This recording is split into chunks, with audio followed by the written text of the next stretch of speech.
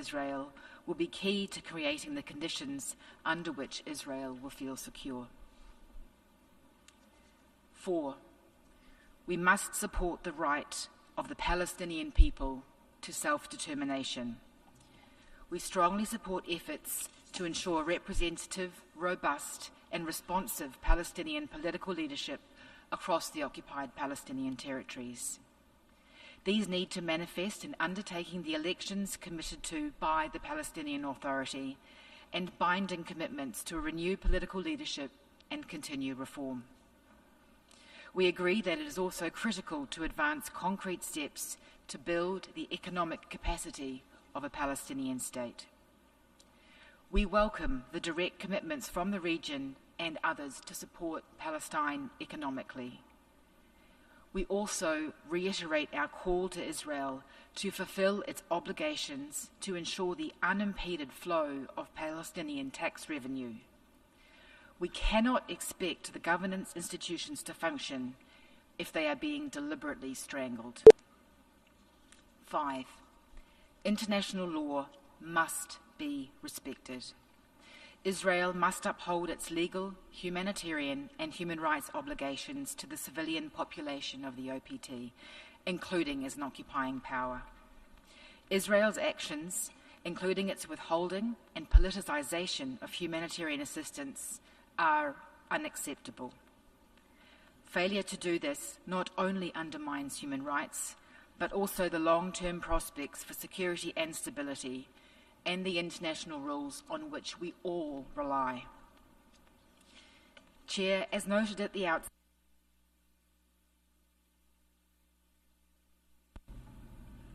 Je remercie la représentante de la Nouvelle-Zélande. Representative of New Zealand. Je donne la parole and I give the floor Monsieur le représentant to the de la representative République démocratique Lao. of the Lao People's Democratic Republic.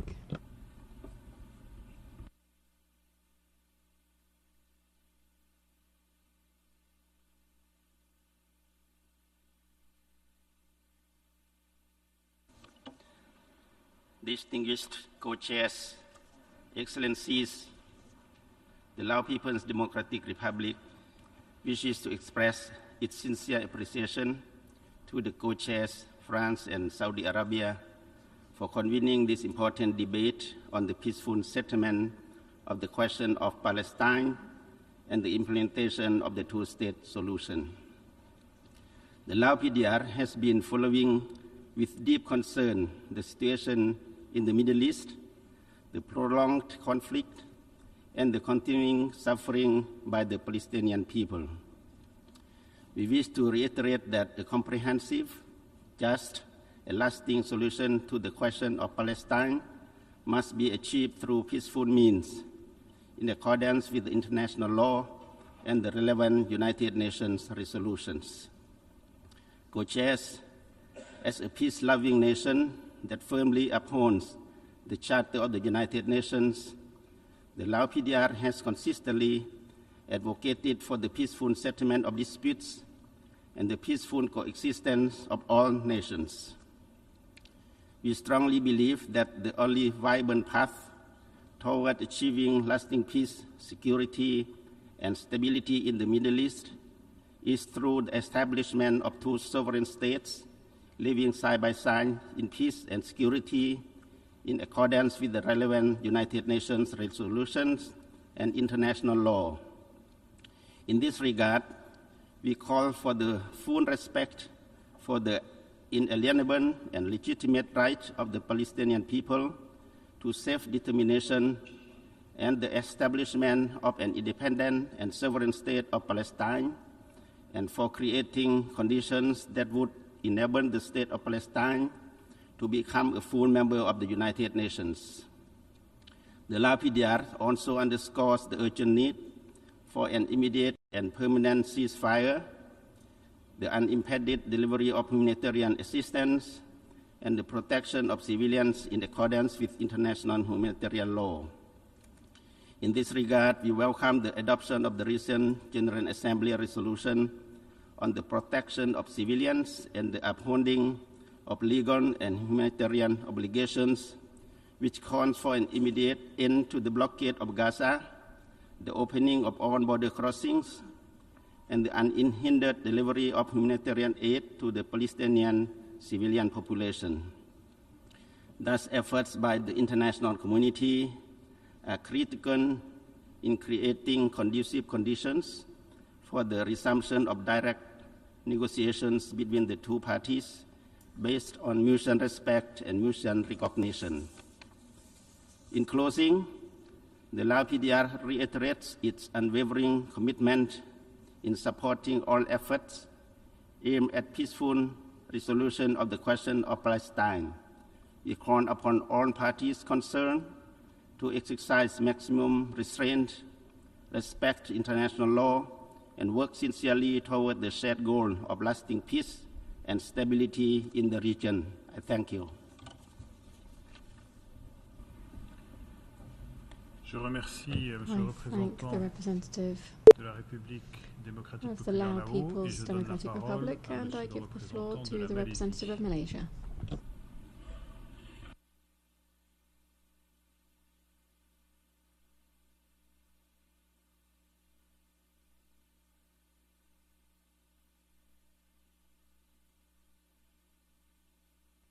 Thank you, co-chairs. The full version of this statement will be uploaded on the website. I thank the Kingdom of Saudi Arabia and France for leading this important process at a time when the entire world is outraged by Israel's genocidal war in Gaza, and the two-state solution is in grave peril. Co-chairs, Malaysia wishes to put forth 3 points. First, the solution to this long-standing conflict must be based on international law and the UN Charter. International law, the UN Charter, and relevant UN resolutions, as well as rulings and opinions of the International Court of Justice, ICJ, must be the guiding principles in our endeavor. Most importantly, we must be united in support of the inalienable right to self-determination of the Palestinian people through a sovereign state of Palestine based on pre-1967 borders with East Jerusalem as its capital. The recognition of the State of Palestine is a crucial step to protect the two-state solution. We commend countries that have made the bold decision to recognize the State of Palestine and urge others that have not to do so urgently. Israel's occupation of Palestinian lands, which has been deemed illegal by the ICJ, must end.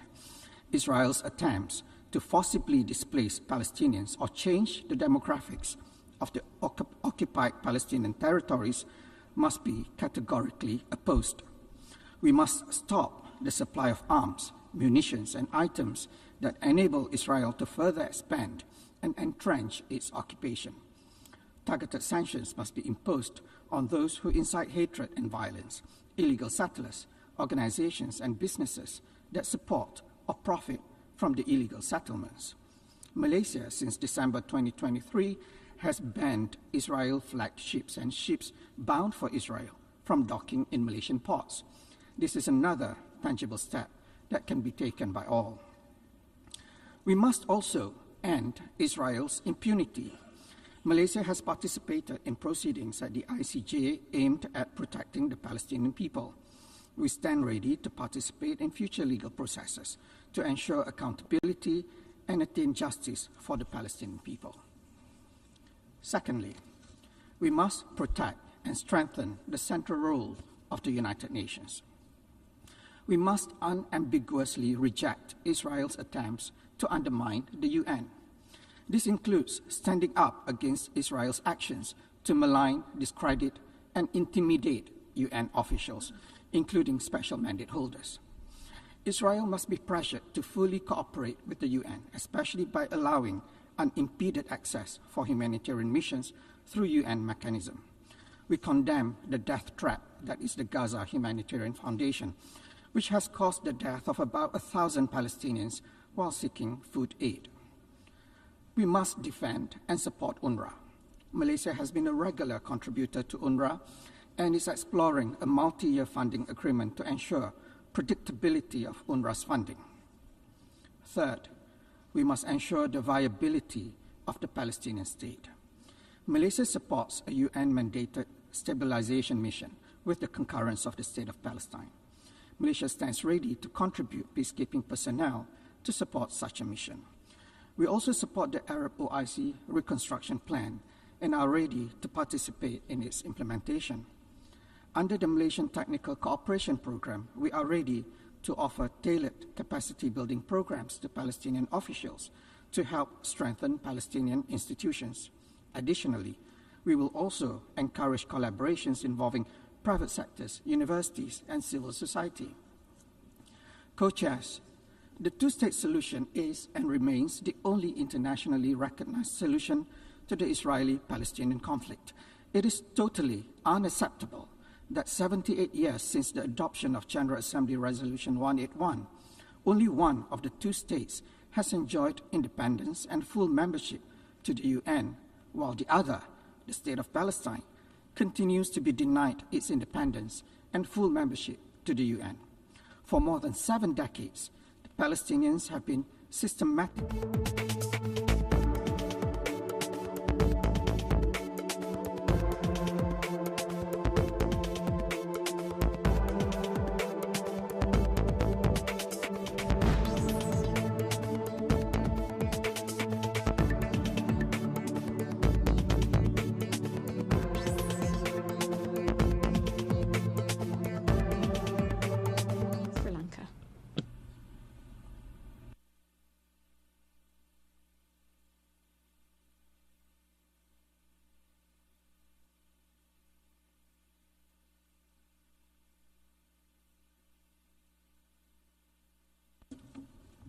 Excellencies, Sri Lanka appreciates France and the Kingdom of Saudi Arabia for their leadership in driving this much-needed multilateral effort to promote a peaceful resolution of the question of Palestine and the implementation of the two-state solution. While Sri Lanka condemns the brutal attacks on 7th October 2023, the unending catastrophic situation we see on a daily basis since then has resulted in unimaginable human suffering in the occupied Palestine territory. The overwhelming majority of dead are women and children. Sri Lanka's solidarity with the Palestinian people remains consistent. The only realistic and lasting way to achieve peace is through a two-state solution. The Middle East, which was once a cradle of civilizations and a land of profound spiritual significance, today is facing peril. Excellencies, the end of starvation in Gaza is also as important as agreeing on an immediate ceasefire. Sri Lanka is alarmed that the civilians lining up for humanitarian aid in Gaza are being killed. We urge the authorities to lift restrictions on aid operations in the occupied Palestinian territory and call for a return to UN-led delivery mechanisms. The UN and its agencies must be allowed to perform their crucial mandates. Sri Lanka recognizes the central role played by UNRWA as the legitimate body tasked with supporting Palestine refugees. In this regard, we deeply regret the loss of over 300 lives of UNRWA staff. UN agencies or their staff should not be victims or subjects of harassment for performing their mandate under international obligations. Co-chairs, as the chair of the Special Committee to investigate Israeli practices affecting the human rights of the Palestinian people and other Arabs of the occupied territories, it is our firm belief that peace in the OPT will remain untenable as long as the underlying issues such as occupation, blockade, and the refusal to recognize Palestine's self-determination continue to exist. Therefore, we must recognize the legitimate and inalienable right of the Palestinian people to statehood.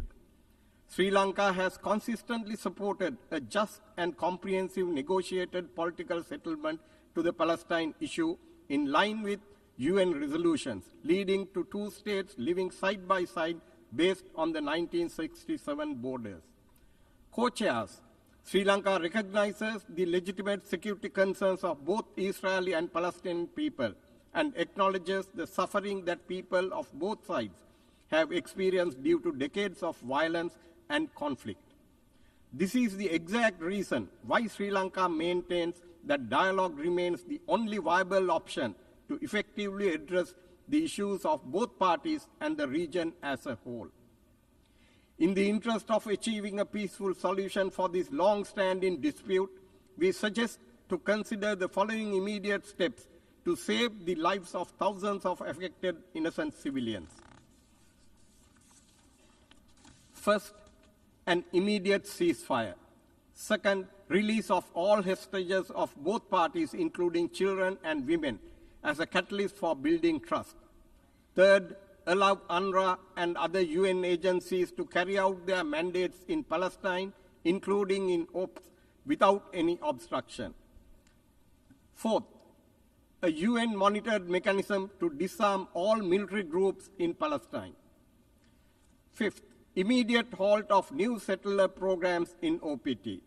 Sixth, Palestine's full membership in the United Nations, which has been endorsed by the UN General Assembly at the 10th Emergency Special Session. Excellencies, despite the deep-rooted tensions and complicated realities, decades of global agreement point to the two-state solution as the most viable path ahead. This approach is not just a matter of political practicality, but based on historical context, legal principles, and the shared right of Israelis and Palestinians to statehood. Sri Lanka hopes that this conference will move beyond expressions of support or censure and propel action towards peace for the region. I thank you. Je remercie le représentant du Sri Lanka pour son intervention et je donne la parole à Monsieur le représentant de Malte.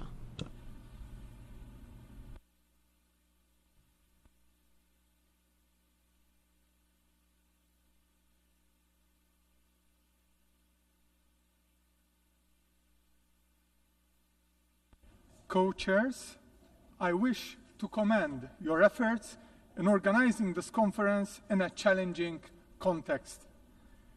This is a conversation and an opportunity for a broader reflection. Excellencies, Malta has been consistent in upholding the two-state solution as the only feasible, just, and sustainable path towards lasting peace in the Middle East. There is now a real risk that the prospect of a two-state solution could slip away. Last year, the International Court of Justice outlined the right of the Palestinian people to self-determination as a peremptory norm of international law. Like many others in this chamber, Malta has consistently supported this inalienable right of the Palestinian people to self-determination in accordance with the Charter of the United Nations. It is for this reason that the government of Malta has taken the principled decision to formally recognize the state of Palestine at the upcoming UN General Assembly in September.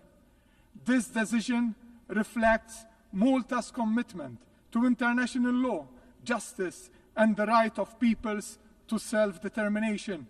We believe that recognition is not merely symbolic, it is a concrete step towards the realization of a just and lasting peace. Such concrete steps are necessary if we are to live up to the spirit of what we advocate. It is also clear that the only way of achieving a sovereign, autonomous Palestinian state in control of its own fixed borders is through negotiation. In particular, we believe that this will require not only political willingness to negotiate from both sides, but the existence of a legitimate Palestinian government entrusted with a popular mandate. Excellencies, current issues must also be addressed with alacrity. Palestinians must immediately be given access to food, electricity, fuel, medical supplies, and other key assistance if we are to prevent even more lives needlessly being lost. In this respect, Malta welcomes the increase in aid entering Gaza over the last days, and we hope that the humanitarian aid, which we ourselves have dispatched with the help of the government of Cyprus and UNOPS, will soon make its way through the Amaltea maritime corridor and reach Gaza. The Palestinians, particularly children, are suffering greatly. They have fallen and are falling victim to starvation and ill health. This must stop. An immediate and durable ceasefire, the unconditional release of all hostages, and unimpeded humanitarian access into Gaza will be vital for any peace-building process to succeed. A fully functioning state reflecting the aspirations of the Palestinian people should not be merely a geographic and political expression. It should serve to bring about the social and economic emancipation of the Palestinians. Over the long term, the people of Gaza need hope, governance, and reconstruction. To this end, Malta reiterates its support for the staged approach at the center of the Gaza Recovery, Reconstruction, and Development Plan, and despite limited resources, we are committed to provide funding for this process. Like many others, we also believe that Hamas should not form part of the equation in Gaza's future governance. We are witnessing an alarming acceleration in the expansion of Israeli settlements in the West Bank and East Jerusalem, an expansion that not only violates international law, but also gravely undermines the prospects for a just and lasting peace. Tackling settlements in this region and their expansion is critical to the viability of a Palestinian state. Excellencies, this conference has demonstrated our common realization that platitudes and rhetoric will not get us any closer to peace. Rather, what is needed is a roadmap of concrete actions which will ensure the continued viability of the two-state solution. My government is committed to taking 3 specific actions towards this goal. Malta will continue to lend its political support, including in multilateral fora, to all initiatives. We can say that the humanitarian assistance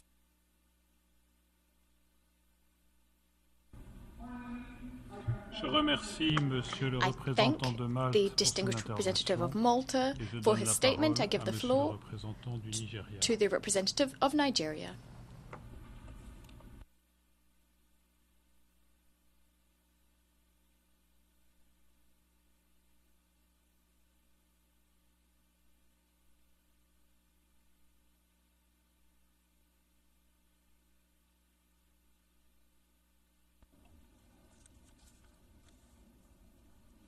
Co-chairs, Excellencies, Nigeria welcomes the convening of this high-level conference to address the protracted challenges of the two-state solution and express profound appreciation to the Kingdom of Saudi Arabia and the Republic of France for their efforts that culminated in holding this very important meeting on the implementation of the resolutions pertaining to the question of Palestine and the two-state solution, in line with relevant UNGA resolutions.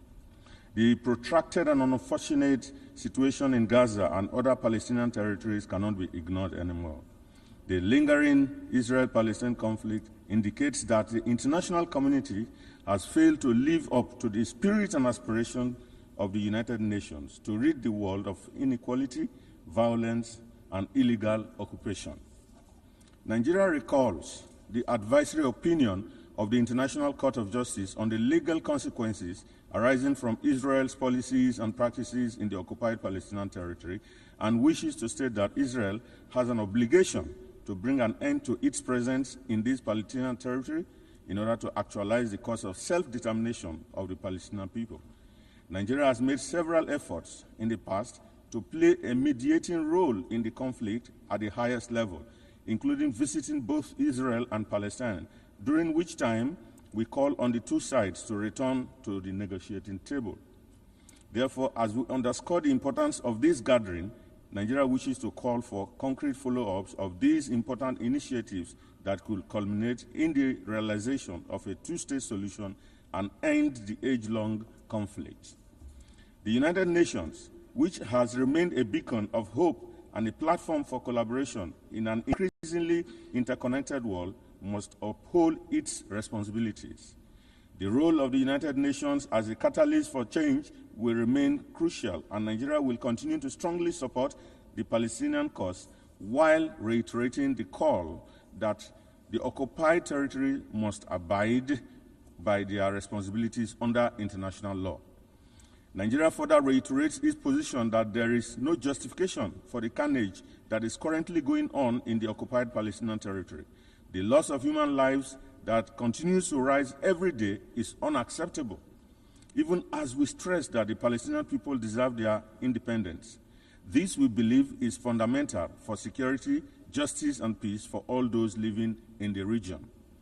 Nigeria also reiterates the call on the Security Council to bring about a permanent solution to the Palestinian question by ensuring the realization of the two-state solution, inalienable right of the Palestinian people to self-determination and the independence and sovereignty of the State of Palestine based on the pre-1967 borders.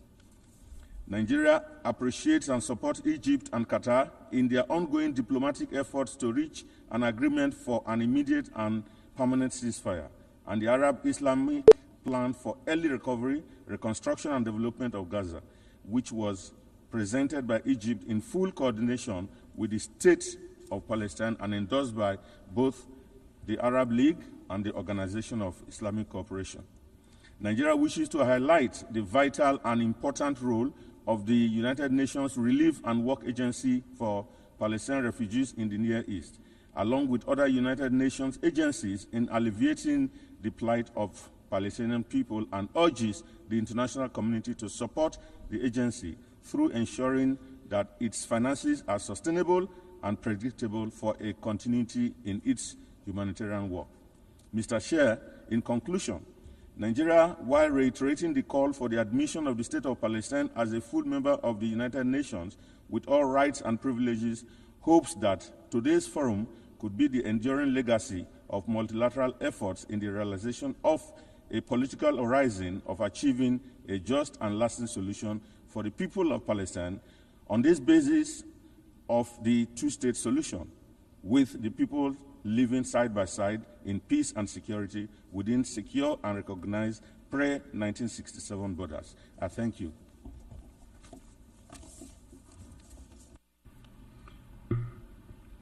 I thank the representative of Nigeria for his statement. I now give the floor to the representative of Mauritius.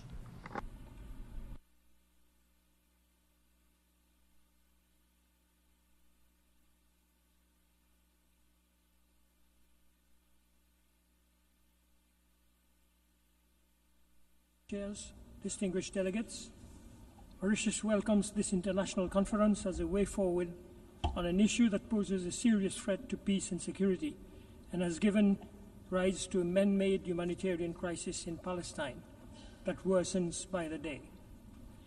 The co-conveners have rightly set the theme of the conference as the implementation of the two-state solution, which has long been advocated by the international community as an essential condition for peace and stability in the region. The implementation of the two-state solution does not mean the creation of a new state. Palestine meets the criteria for statehood under international law. Indeed, it has already been recognized as a state by the vast majority of states and by the United Nations, which admitted Palestine as an observer state. The announcements by France and the UK that they intend to join over 2/3 of UN members in recognizing the state of Palestine is a significant step going forward. It is our view that the term two-state solution refers to the mutual recognition of two existing states and their respective sovereignty with secure and recognized borders living alongside each other. This would also put an end to the unlawful settlements and annexations and thus provide for recognized borders in line with international law. Furthermore, it should enable the state of Palestine to take its rightful place as a full-fledged member state of the United Nations. Mauritius reiterates its unwavering support for the two-state solution and calls on the international community to spare no effort in its implementation. The need for this solution has become still more urgent as we hear of the persistent, harrowing accounts of the unimaginable and horrific situation in Gaza, the loss of innocent lives and the dehumanization of the population who are subjected to displacement, disease, and starvation. Mauritius will continue to support all initiatives at the UN to bring a just, peaceful, comprehensive, and lasting solution to the conflict. As the United Nations pursues efforts to make itself more responsive to the needs of future generations, the principles and goals set out in the UN Charter provide a solid framework for the implementation of the two-state solution. Member States' obligations to respect international law, including human rights and humanitarian law, are cardinal principles that must be observed at all times. Respect for sovereignty, territorial integrity, and the political independence of states are foundational norms. As the United Nations celebrates its 80th anniversary, all member states need to uphold the UN Charter and reaffirm the fundamental principles of our organization. This conference today is a decisive moment to bolster multilateralism and reaffirm our resolve to pursue global peace and security by bringing an end to the violence and decades-long human suffering in Palestine. Let us commit together to create the necessary conditions for durable peace and prosperity in the region. Thank you.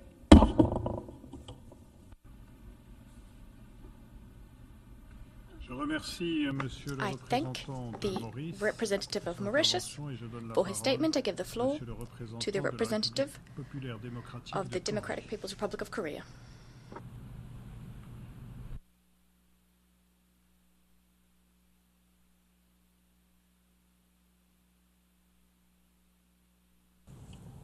Co-chairs, this high-level international conference is taking place at a critical juncture when the just cause of the Palestinian people for realizing right to self-determination and establishing an independent state is seriously challenged.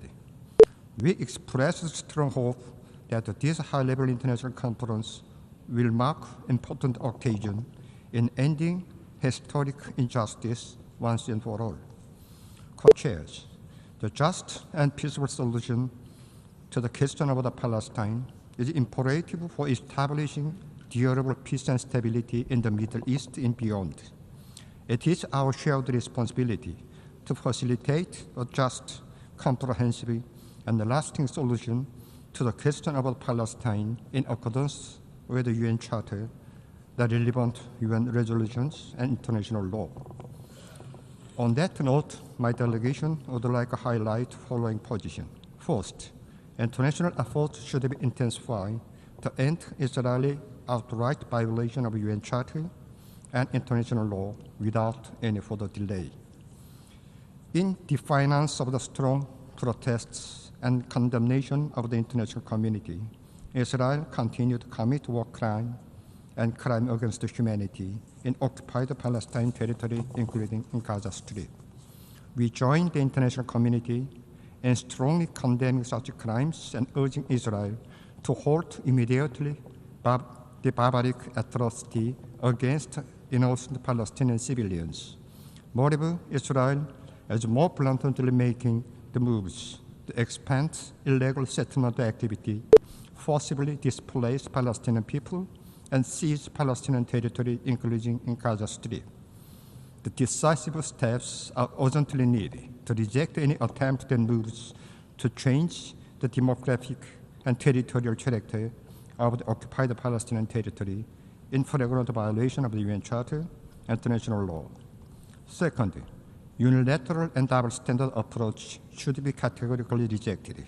In this regard, we draw your attention to unilateral policy, hypocrisy, and double standard of the United States, which has long connived at and shared Israel barbaric atrocity and illegal territorial expansion.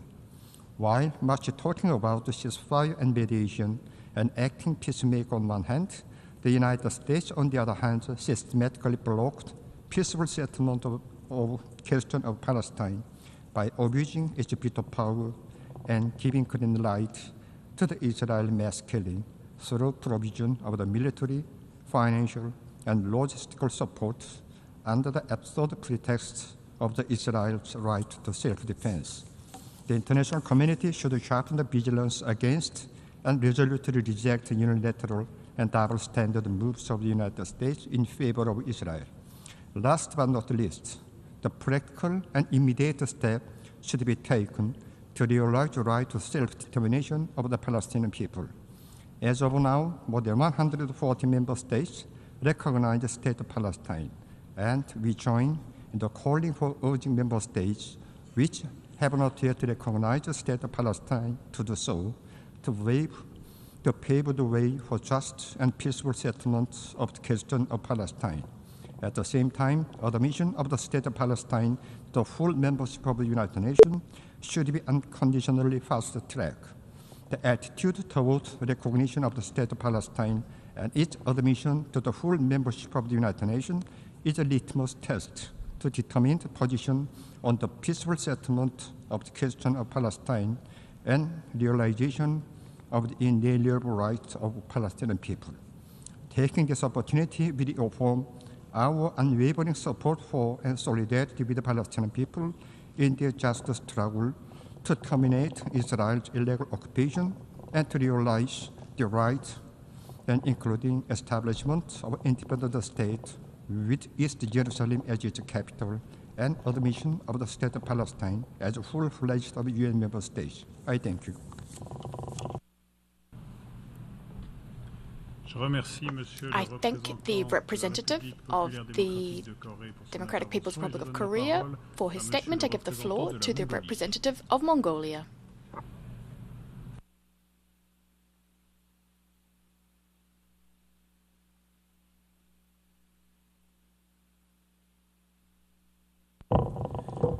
Thank you, Chair, Excellencies, and distinguished delegates. At the outset, I wish to sincerely thank the co-chairs of the conference and the co-chairs of the working groups for their tireless efforts to make this conference possible. At this critical moment in history, Mongolia reaffirms its steadfast support for the peaceful settlement of the question of Palestine and the urgent need to implement two-state solution in accordance with international law and relevant United Nations resolutions. Mongolia firmly supports the right of the Palestinian people to self-determination, including their right to an independent and sovereign state of Palestine, living side by side in peace and security with the state of Israel. We believe that the two-state solution based on the pre-1960 borders and in line with international law and relevant UN resolutions remains the only viable path forward achieving just and lasting peace in the Middle East. We underscore that the immediate and unconditional permanent ceasefire respected by all parties is a vital precondition for the viable implementation of the two-state solution with no role of Hamas in it. Peace cannot take root amid ongoing violence, destruction, and profound human suffering. The presumption of credible political process must begin with silencing guns and safeguarding civilian lives. We stress that all parties to the conflict must comply with their obligations under international law, including international humanitarian law. Violations of these obligations not only undermine prospects for peace, but also erode the fundamental norms of our shared humanity. Mongolia acknowledges the critical role of the United Nations, regional actors, and broader international community in advancing peace efforts and promoting a sustainable political solution. We welcome the initiative of the League of Arab States and the Organization of Islamic Cooperation on the Recovery and Reconstruction, which demonstrates the important regional leadership in laying the foundations for stability and sustainable development. We also welcome the establishment of the Global Alliance for the implementation of two-state solutions and the convening of this conference as a timely and necessary effort to move from words to actions. The time has come not to revive another process, but to implement once and for all what the international community has long agreed upon, the realization of two states living side by side in peace, security, and mutual recognition. Let us be guided by the principles of international law and solidarity. Mongolia stands ready to support all genuine efforts that contribute to comprehensive, just, and lasting peace in the Middle East. I thank you. I thank the representative of Mongolia for his statement. I now give the floor to the representative of Oman.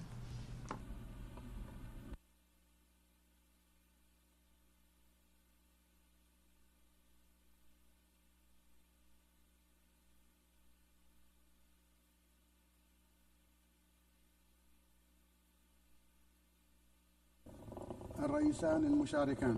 Co-chairs.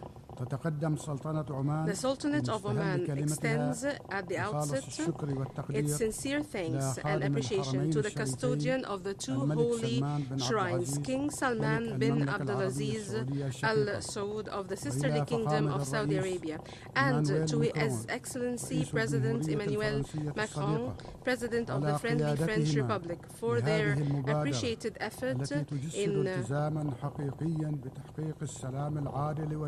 calling for this conference, which represents a real commitment to achieving a just and lasting peace in our region. We also express our deep appreciation to everyone who contributed to organizing this event for a better future for the region and its people. The Sultanate of Oman welcomes the historic announcement by His Excellency President Emmanuel Macron of France of the intention to recognize the State of Palestine, and we also welcome the announcement by the British Prime Minister of his country's intention to recognize the Palestinian state during the upcoming United Nations General Assembly. The Sultanate of Oman calls upon the rest of the states that have not yet recognized the Palestinian state to do so immediately.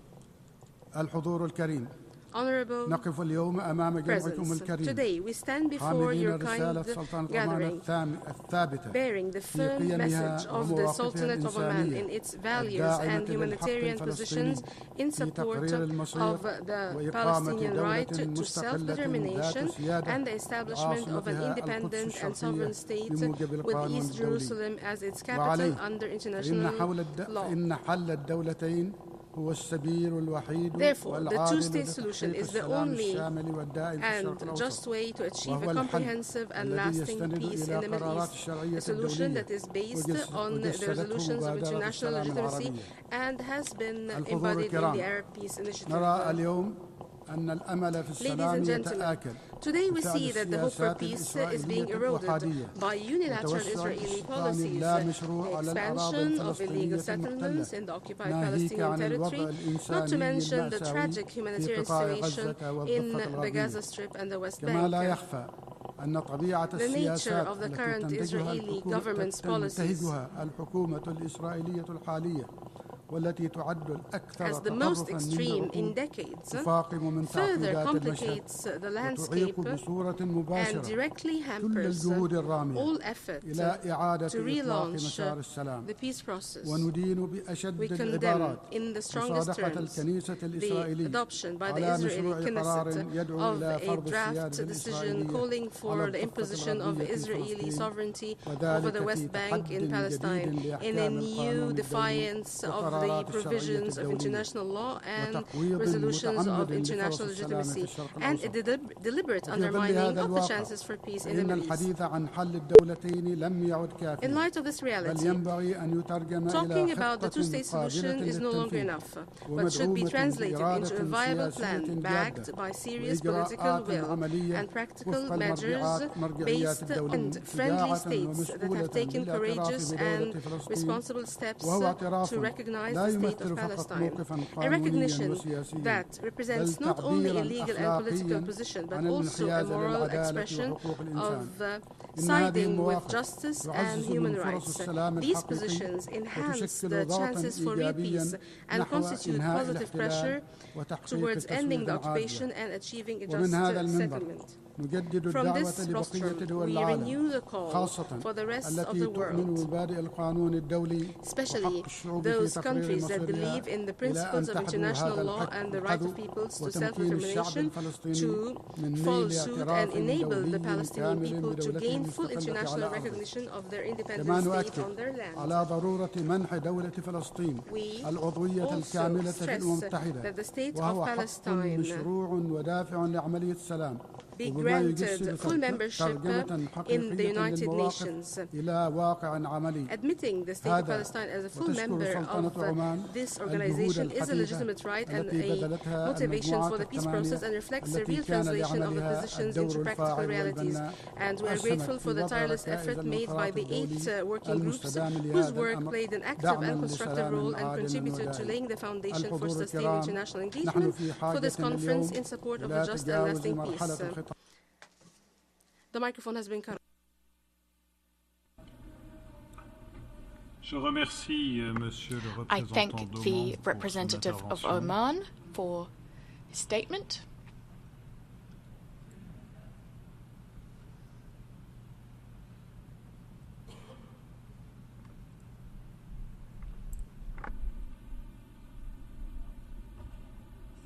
I now give the floor to the representative of Tajikistan.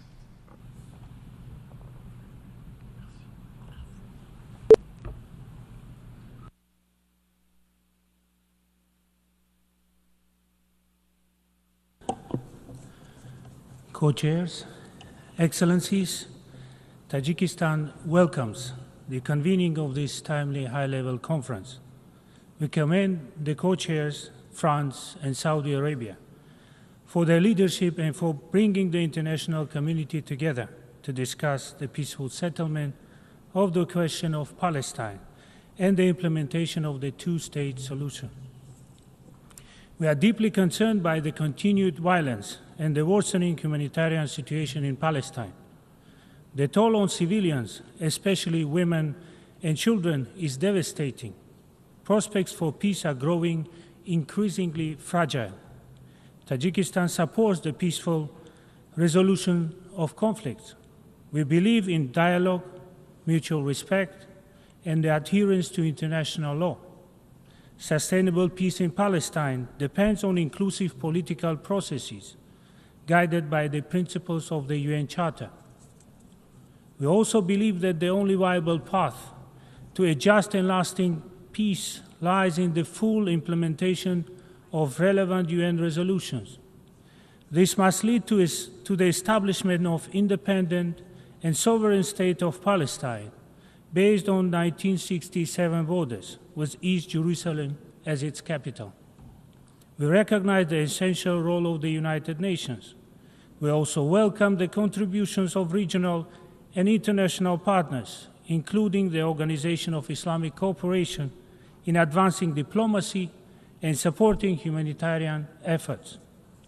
Tajikistan has, within its capacity, extended humanitarian assistance to the Palestinian people and stands ready to continue supporting those in need. Excellencies, the international community shares a responsibility to protect civilians and to prevent further escalation. We must help create the condition for a credible political process. We urge all parties to exercise restraint and choose the path of peace. Tajikistan stands in solidarity with all those affected by the conflict. We remain committed to international efforts that promote peace, stability, and justice.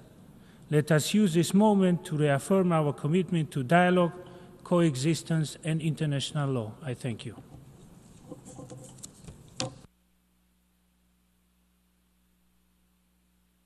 Je remercie Monsieur le représentant du Tadjikistan pour son intervention et je passe la parole à Monsieur le représentant du Guatemala.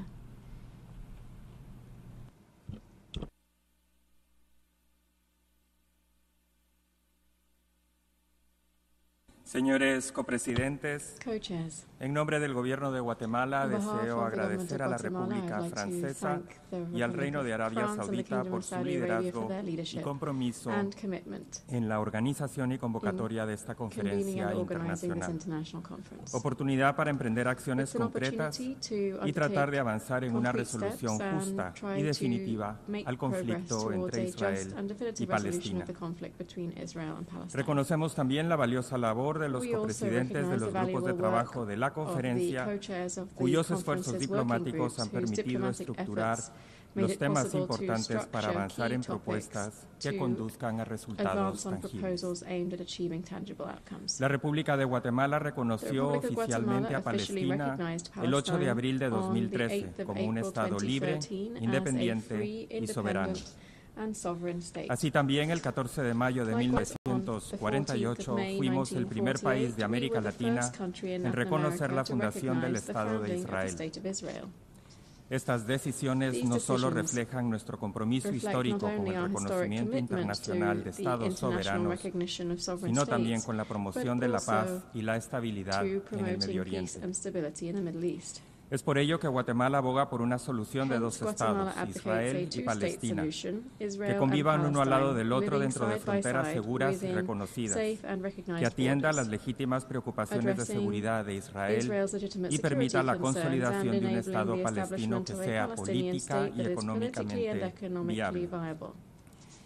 Señores copresidentes, indudablemente los abominables actos terroristas perpetrados por Hamas el 7 de octubre de 2023 y la respuesta del Estado de Israel, que ha afectado mayormente a la población civil que habita en la Franja de Gaza y en Cisjordania, contravienen el respeto a la Carta de las Naciones Unidas, al derecho internacional y al derecho internacional humanitario. Junto a lo anterior, también nos alarman las repercusiones de este conflicto en el resto de la región. Hemos observado eventos que son de profunda preocupación en el Líbano, Siria y Yemen. Es por ello que Guatemala se une a otros países para pedir un alto al fuego inmediato, a fin de que las actividades humanitarias puedan llevarse a cabo sin trabas en un entorno propicio, y la liberación de los rehenes. Y espera sinceramente que eso conduzca a un alto al fuego sostenible. Reiteramos nuestro profundo compromiso con el respeto al derecho internacional humanitario y a los principios consagrados en las convenciones de Ginebra. Guatemala condena todos los actos de violencia que afecten principalmente a la población civil. Asimismo, expresamos nuestra profunda preocupación por la grave crisis humanitaria que se vive actualmente en la Franja de Gaza. Más de 1 millón de personas han sido desplazadas y la destrucción de infraestructura civil crítica ha dejado a la población sin acceso a servicios esenciales como agua potable, atención médica y electricidad. El sufrimiento de la población civil es inaceptable y requiere la atención urgente. Las consecuencias son especialmente devastadoras para las mujeres, ancianos y niños desplazados por el conflicto, quienes enfrentan traumas profundos, violencia, pérdida de protección y hambruna. Frente a esta tragedia humana, hacemos un llamado firme a todas las partes involucradas para que respeten plenamente el derecho internacional humanitario y garanticen la protección de estos grupos vulnerables, la infraestructura civil crítica y el acceso sin restricciones a la asistencia humanitaria. Señores copresidentes, creemos en la necesidad urgente de avanzar hacia una paz sostenible que ponga fin a décadas de guerra y sufrimiento. Respaldamos decididamente la solución de dos estados como la única vía justa, sostenible y viable para la paz. Como nación comprometida con la paz y la seguridad, Guatemala continuará acompañando a la comunidad internacional en la promoción de una solución política negociada, no militar, al conflicto. Alentamos a todas las partes involucradas, así como a la comunidad internacional, a seguir trabajando para terminar esta guerra. Esto solo es posible a través de la vía diplomática y el diálogo. Muchas gracias. Je remercie Monsieur le représentant du Guatemala pour son intervention. Je donne la parole à Monsieur le représentant de la République islamique d'Iran.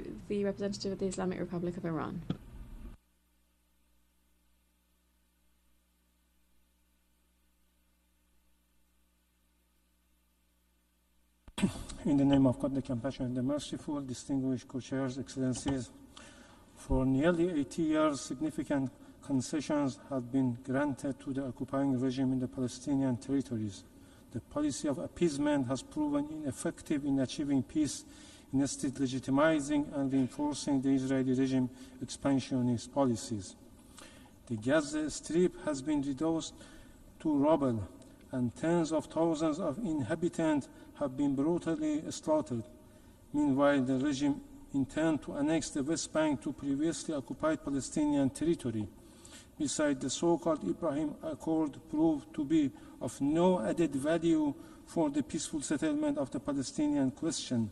Rather, it merely emboldened the regime to reinforce and continue its destabilizing policies in Palestine and beyond. The regime brutality in violation of international law and the UN Charter further extended to the territory of sovereignty of the Islamic Republic of Iran. From 13 to 25 June, the Iranian vital infrastructure, scientists, civilians, including women and children, and civilian objects, as well as the IAEA safeguard nuclear facilities, were targeted by unprovoked attacks by the Israeli regime, abated with the U.S. direct engagement. Distinguished colleagues, the Charter describe the principles of self-determination and impose upon the United Nations the duty to respect the right of each nation to choose freely to be master of its destiny. With such conviction, the Islamic Republic of Iran reaffirms its principled position that the lasting peace and security in the region can only be achieved through the establishment of an independent sovereign state of Palestine rooted in the genuine will of the original inhabitant regardless of their religion, as would be expressed in a free and inclusive referendum. The Islamic Republic of Iran firmly believes that any genuine initiative to realize the inalienable right of the Palestinian people must include the following core principles. 1. A just and lasting peace in Palestine can only be achieved through the full realization of the Palestinian people's inherent right to continued resistance and self-determination and to complete the end of occupation, apartheid, and all forms of colonial domination. Second, the Palestinian admission as a full member of the United Nations must be prioritized. The Security Council, under Article 4 of the UN Charter, is duty-bound to recommend Palestine membership. This process must not be obstructed by the United States. 3. The occupying regime must be held fully accountable for its systematic and widespread violation of international humanitarian and human rights law, including war crimes, genocide, ethnic cleansing, and its prolonged illegal occupation and apartheid policies. No form of immunity and impunity should shield such egregious violations. In light of its continued defiance of the UN Charter, the Israeli regime must face targeted sanction and suspension of its UN membership to protect the integrity and credibility of the organization. Any attempt to normalize relations with the Israeli occupying regime, as long as it persists in its illegal occupation and atrocity crimes, is a betrayal of international law and justice. Such actions undermine regional and international peace and security, confer unwarranted legitimacy on the criminal practices of the Israeli regime, and further embolden it to perpetrate grave violation of international law with impunity. We call for a sustainable solution and warn that any solution that is rooted in apartheid, injustice, and inequality will not be a sustainable one. I thank you.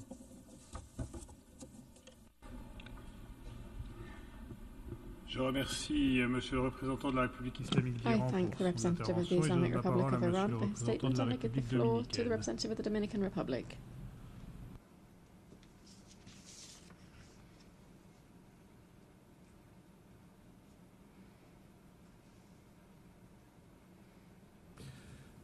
Señores presidentes de la conferencia, República Dominicana agradece en primer lugar a los copresidentes Francia y Arabia Saudita por el trabajo realizado en los últimos meses para hacer posible este encuentro.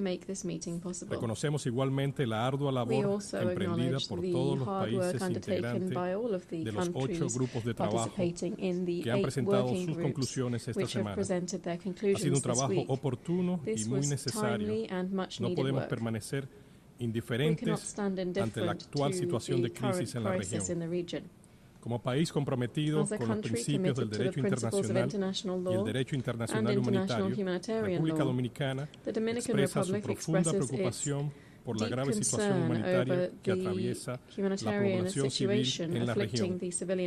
Hacemos un llamado urgente a todas las partes para que garanticen el acceso seguro, rápido y sin obstáculos de la asistencia humanitaria a todos los que las necesitan, en cumplimiento de las obligaciones establecidas en las convenciones de Ginebra y sus protocolos adicionales.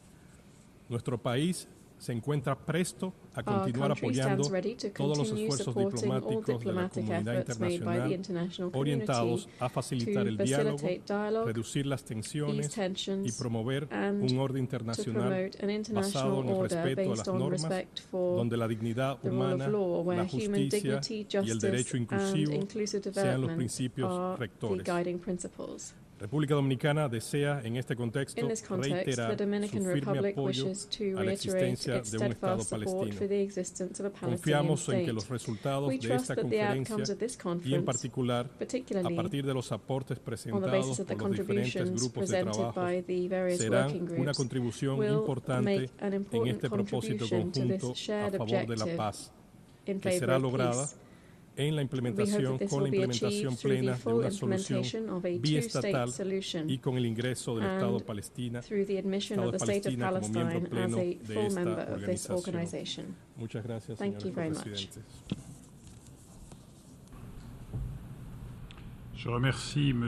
I thank the representative of the Dominican Republic for that statement, and I now give the floor to the representative of Cambodia.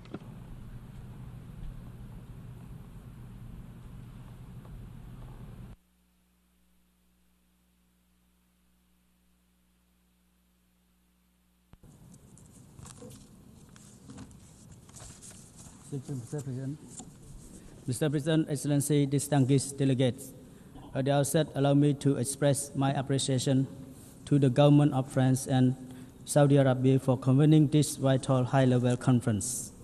It is my honor to speak today on behalf of a nation that not long ago emerged from the shadow of conflict, devastation, and grief. Cambodia, now all too well the human cause of war and the destructive power of hatred. This experience compels us to approach today's deliberations with a profound commitment to peace. As a small and peace-loving state, Cambodia cannot overstate the values of peace. Yet today, our peace has been gravely disrupted. The situation along our border remains fragile, following a series of hostile acts by our neighbors. Mr. President, Cambodia reaffirmed its unwavering support for two-state solution as the only viable path to a just, lasting, and comprehensive peace between Israel and Palestine. The vision rooted in relevant United Nations resolution and international law envision two sovereign states coexistent side by side in harmony within secure and recognized border. In this regard, Cambodia further endorsed Palestinian aspiration for full membership of the United Nations.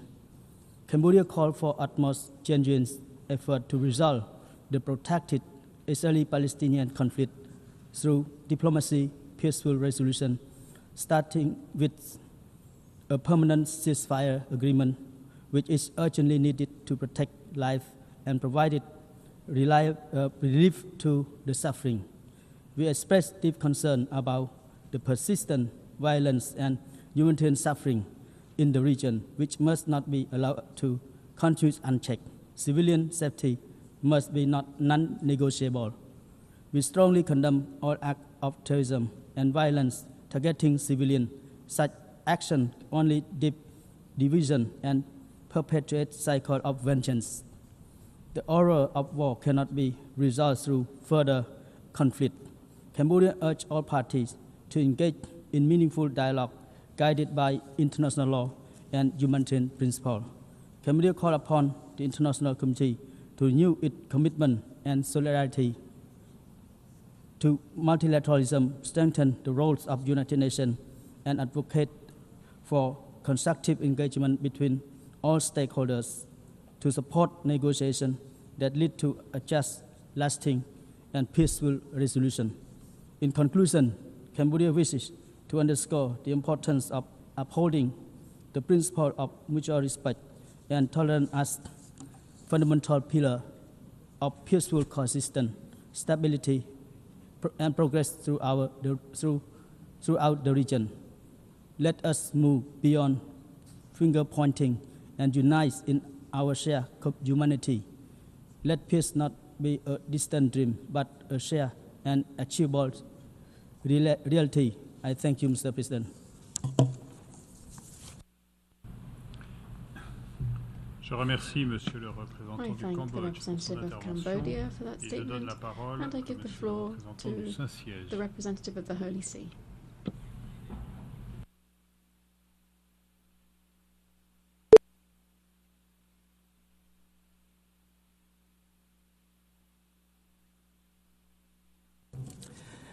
Mr. Co-Chairs, at the outset, my delegation wishes to express its appreciation to France and Saudi Arabia for convening this conference and to thank the co-chairs of the working groups for their dedicated efforts. In an era where strength is frequently regarded as a prerequisite for peace, this gathering should serve as a poignant reminder that only through patient and inclusive dialogue a just and lasting conflict resolution can be achieved. Mr. Co-Chairs, in the light of the profound anguish and terrible human suffering that has befallen the region, the Holy See reiterates its unequivocal condemnation of the heinous terrorist attack of 7 October by Hamas against the people of Israel. Terrorism can never be justified. At the same time, the Holy See emphasizes that the right to self-defense should be exercised within the traditional limit of necessity and proportionality. The Holy See remains gravely concerned by the worsening humanitarian crisis in the Gaza Strip. The devastating impact on civilians, especially the number of children killed, has been compounded by the destructions of homes, hospitals, and places of worship, with the recent attack on the Holy Family Church further wounding an already distressed community. This is deeply concerning given that Christians in the region have long played a vital role as a moderating and stabilizing presence, promoting dialogue and peace. The mass displacement of families, the breakdown of essential services, growing famine, and widespread deprivation shock the human conscience and require an immediate coordinated response from the international community. Therefore, the Holy See urgently calls for an immediate ceasefire, the release of all Israeli hostages, the restitutions of the bodies of the deceased, the protection of all Palestinian civilians in accordance with international humanitarian law, and unhindered access to humanitarian assistance.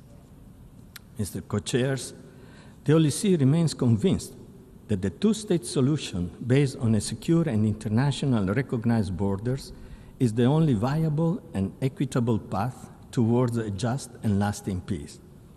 To support this vision, the Holy See has already taken meaningful steps. It formally recognized the State of Israel through the 1993 Fundamental Agreement and the State of Palestine through the 2015 Comprehensive Agreement. It continues to uphold the inalienable rights of the Palestinian people, including the right to self-determination. The Holy See supports their legitimate aspiration to live in freedom, security, and dignity within an independent and sovereign state. Mr. Co-Chairs, Jerusalem is a city of universal religion and cultural significance. It is sacred to Christians, Jews, and Muslims alike. Therefore, it requires a status that transcends political divisions and ensures the preservation of its unique identity. To this end, the Holy See reiterates its long-standing call for an international guaranteed special status capable of ensuring the dignity and rights of all its inhabitants and the faithful of the three monotheistic religions, the equality before the law of their institutions and communities, safeguarding the city's sacred character and its exceptional religious and cultural heritage. Furthermore, it must ensure the protection of the holy places, guarantee the unhindered right to access them and to worship there. It must also preserve the status quo where applicable. In Jerusalem, no one should be subjected to harassment. Therefore, it is regrettable that Christians feel increasingly threatened in the old city of Jerusalem. Mr. Co-Chairs, my delegation sincerely hopes that this conference will help build trust and strengthen the commitment of all parties to pursuing peace. Thank you very much. Je remercie Monsieur le représentant du Saint-Siège pour son intervention. The representative of the Holy See for the statement, and I give the floor to the representative of Namibia.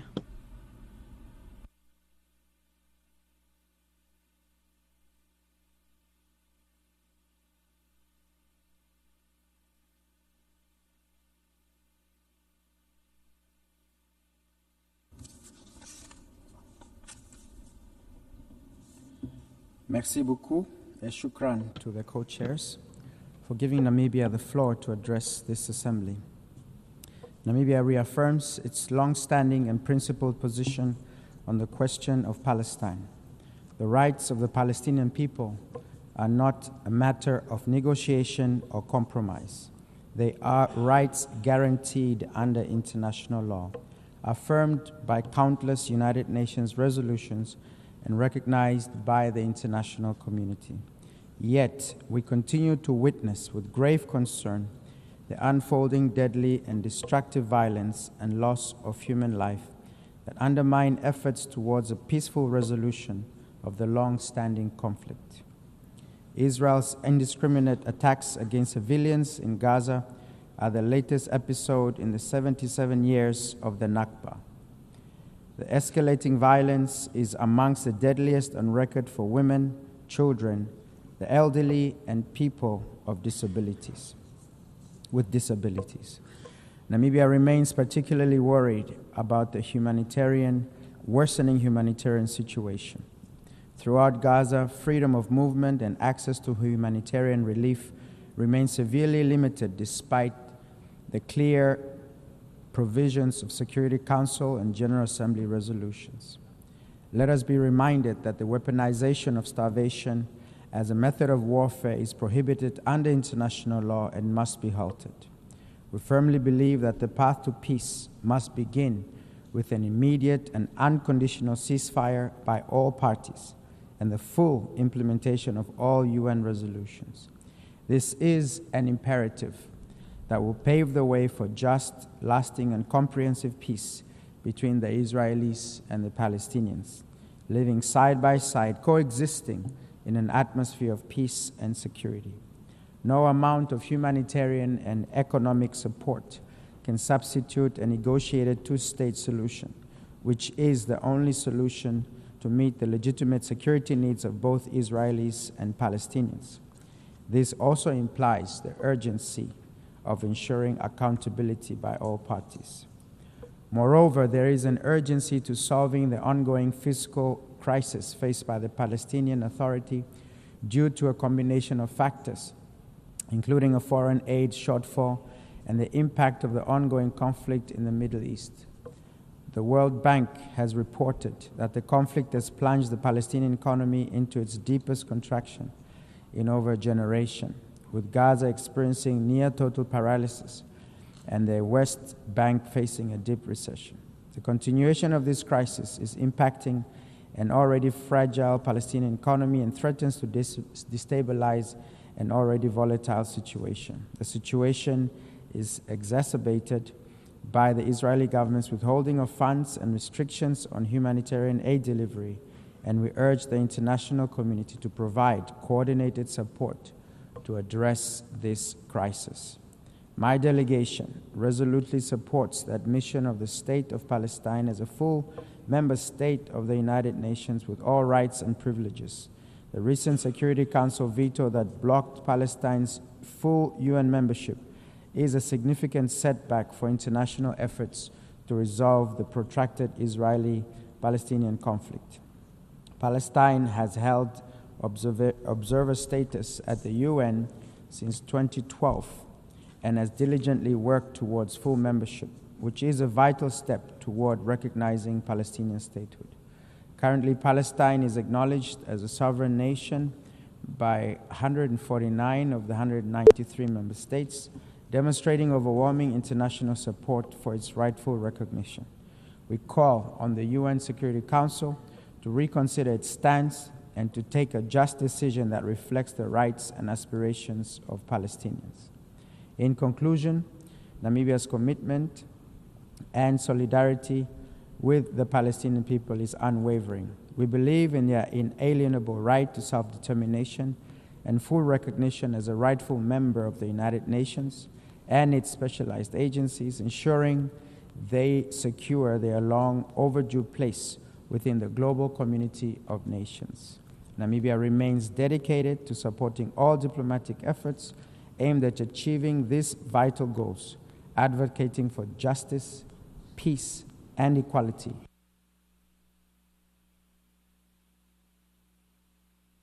Je remercie Monsieur le représentant de la Namibie pour son intervention. Et je passe la parole à Monsieur le représentant de la Thaïlande.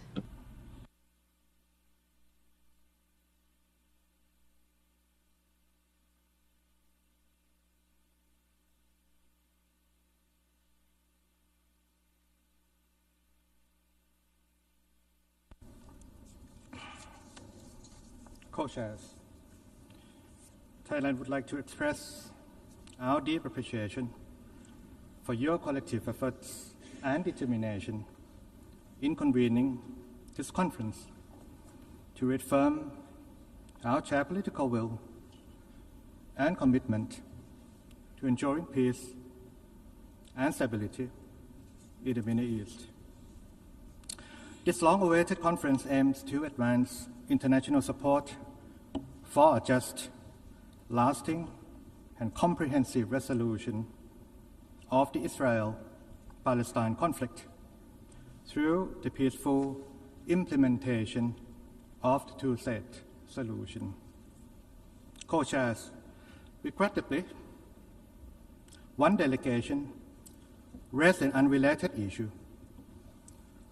While I had not intended to bring this bilateral matter into this very important forum, I must briefly clarify the facts to prevent misunderstanding. On July 28, through the good offices of the Prime Minister of Malaysia's chairperson, a ceasefire was agreed. Yet, shortly after it took effect on July 29th, our neighbor resumed cross-border fire and incursions into Thailand territory in grave violation of the agreement. Thailand urges our neighbor to adhere strictly to the ceasefire agreement and reaffirms its commitment to working through existing bilateral channels and to refrain from disseminating false or misleading information and to engage in good faith. Co-chairs, the dire situation in Gaza with ongoing hostilities, humanitarian suffering, and widespread displacements, as well as rising tensions across the broader Middle East region, urgently call for renewed dialogue and efforts to safeguard peace and stability. Allow me to highlight the following points. First, Thailand reaffirms our support for the two-state solution as the only viable path to lasting peace, in accordance with international law and relevant UN resolutions, with the states of Israel and Palestine living side by side in peace and security. An inclusive approach is essential. Thailand supports all efforts by the UN, regional and international partners, including the League of Arab States, the OIC, and peace-loving nations, to foster meaningful dialogue and create conditions for peace.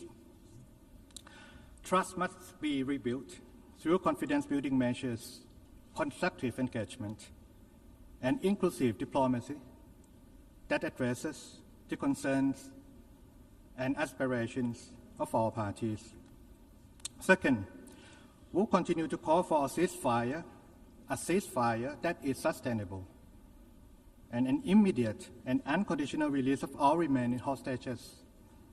With Thai nationals among those affected, we have witnessed firsthand the human toll that extends beyond the region. Peace in the Middle East is therefore a shared responsibility for us all. Third, the protection of civilians remains our priority. We support the immediate, safe, unimpeded delivery of humanitarian assistance in accordance with international humanitarian law. Co-chairs, Today, let us reaffirm our collective resolve to bring this conflict to a permanent end through constructive dialogue and action-oriented solutions.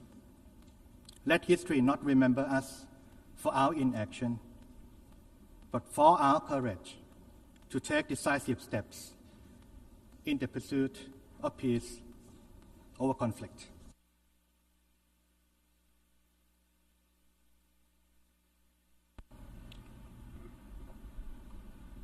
I thank the representative of Thailand for his statement. I now give the floor to the representative of Ecuador.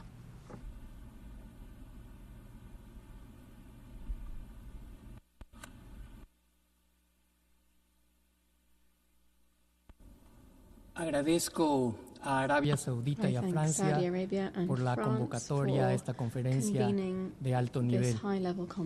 El 29 de noviembre de 1947, el Ecuador votó a favor de la resolución 181 de esta Asamblea General. Señores copresidentes, para el Ecuador, el multilateralismo debe contribuir con urgencia a responder de modo contundente a las necesidades de los pueblos, Así, por ejemplo, el Ecuador sostiene que el concepto de paz y seguridad se debe aplicar para hacer frente de manera oportuna, eficaz, coherente a las nuevas amenazas a la democracia y a los derechos humanos, incluyendo al terrorismo y a la delincuencia organizada transnacional. Se trata de flagelos mundiales que no conocen fronteras, frente a los cuales ningún país puede actuar en solitario. Esa lógica realista y el multilateralismo efectivo debe también aplicarse a la cuestión que hoy nos convoca. Ni acciones militares, ni secuestros, ni conquistas, ni levantamientos, ni hambrunas, ni abominables actos terroristas han logrado o lograrán resolver esta cuestión. Casi 8 décadas de intentar ese camino sin éxito debería ser suficiente. Es tiempo de detener la lógica de buscar culpables y enfocarnos en lograr una avenencia definitiva. El único camino es avanzar hacia la solución negociada, pacífica, definitiva y justa para las partes. Mi país hace votos para que en un día no muy lejano retornen la paz y la seguridad a la región. Muchas gracias. I thank the representative of Ecuador for his statement. I now give the floor to the representative of Kyrgyzstan.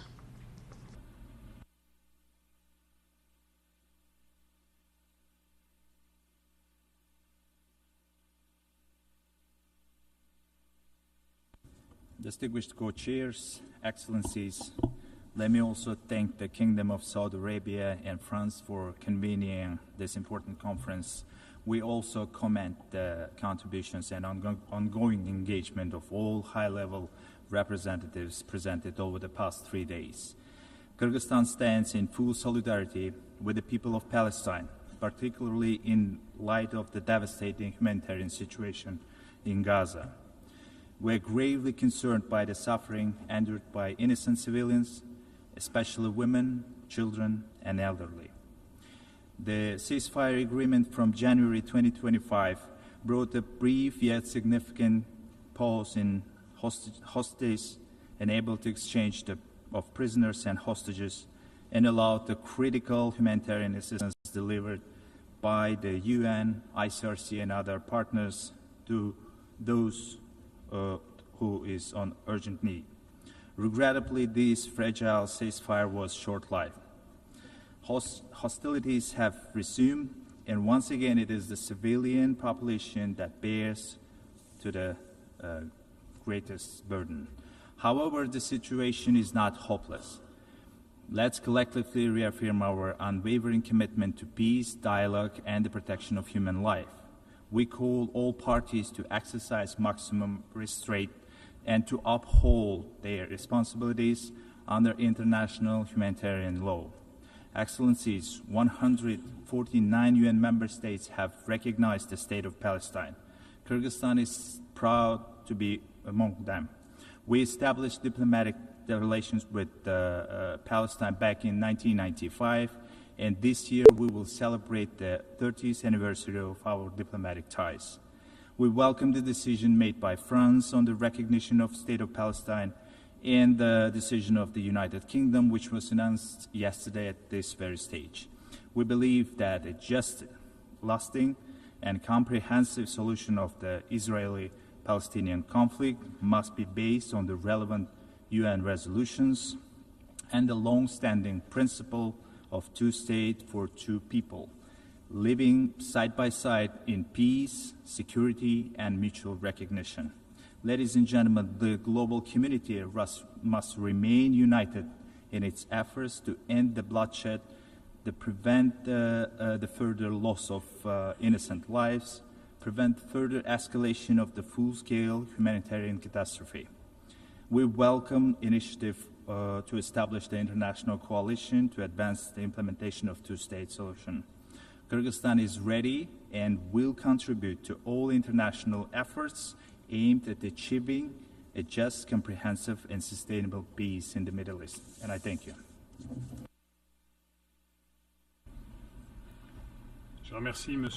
I thank the representative of Kyrgyzstan for his statement. I now give the floor to the representative of Kazakhstan.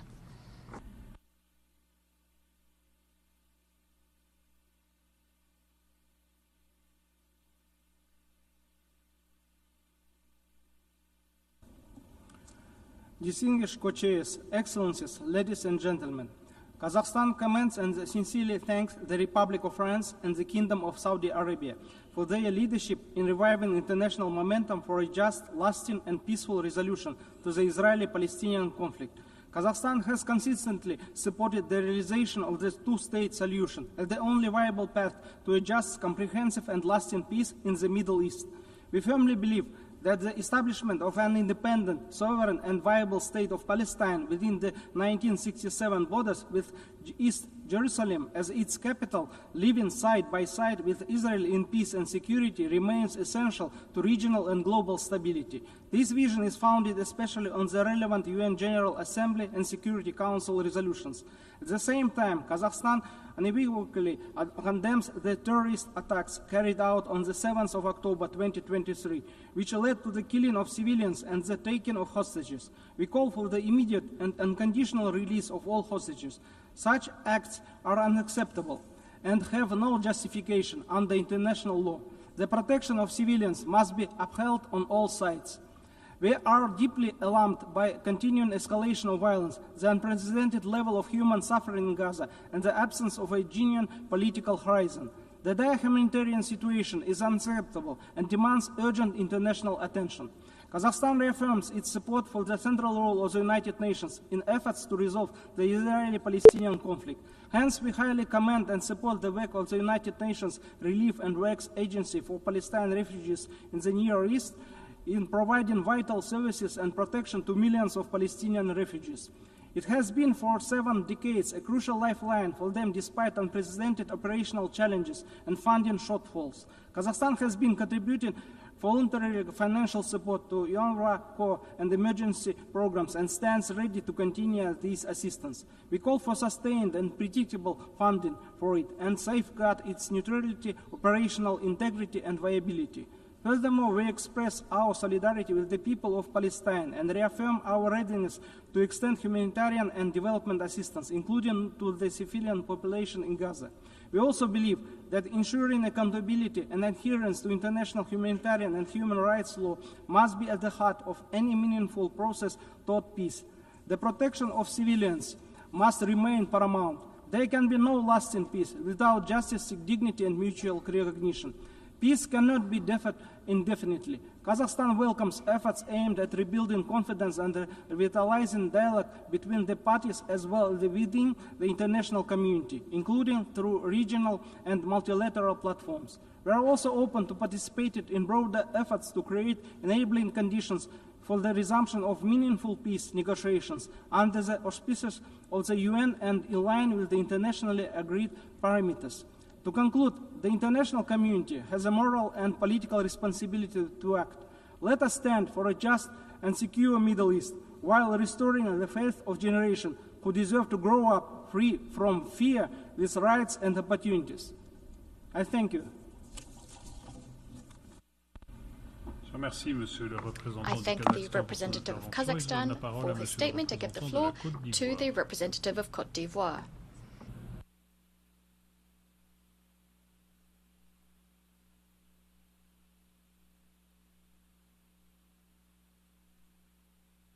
Merci, Monsieur le Président.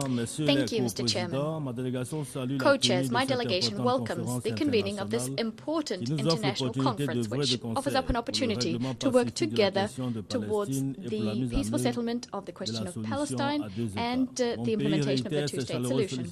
My country would like to reiterate its heartfelt congratulations to France and Saudi Arabia. Thank you for your leadership as co-chairs of the conference. Rest assured you have our full support.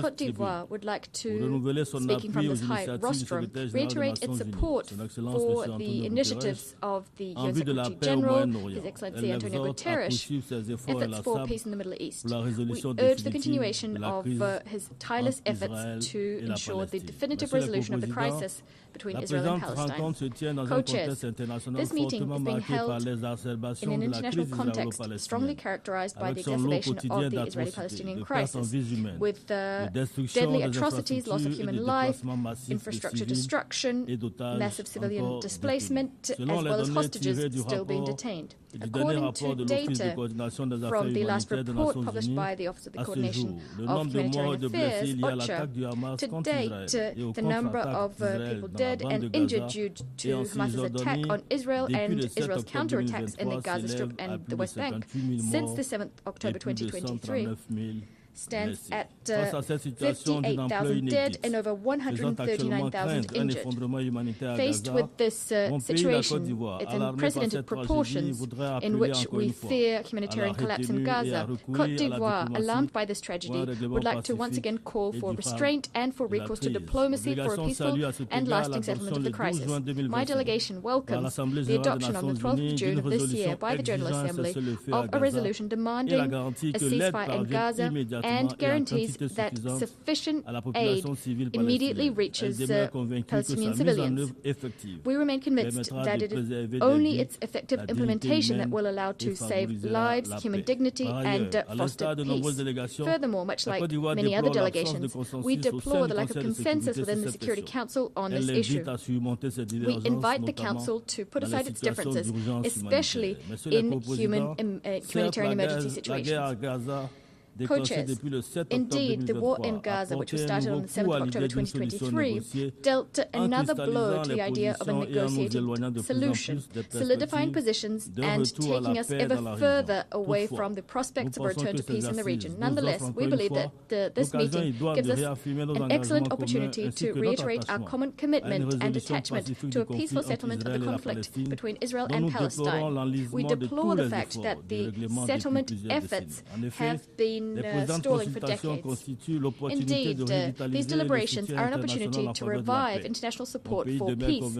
My country stands convinced that it is through respect for international law and relevant Security Council and General Assembly resolutions that a lasting and mutually acceptable solution to the conflict can be found. On this note, we reiterate our commitment to the two-state solution, two states coexisting in peace within 1967 borders. This unswerving position, the position of Cote d'Ivoire has for decades been advocated for by Félix Houphouët-Boigny, our first president. It was then reiterated by his successors, in particular His Excellency Mr. Alassane Ouattara, President of the Republic of Cote d'Ivoire. This is the thrust behind our support for relevant UN Security Council, UN resolutions calling for a ceasefire, the delivery of humanitarian aid, and the implementation of a two-state solution. Co-chairs, to conclude, I'd like to ardently reiterate that we wish this conference every success. We hope that it will allow for progress on the implementation of UN resolutions on the question of Palestine and the two-state solution, so as to achieve comprehensive, just, and lasting peace in the Middle East. I thank you for your kind attention. I thank the representative of Cote d'Ivoire for his statement. I now give the floor to the representative of Romania.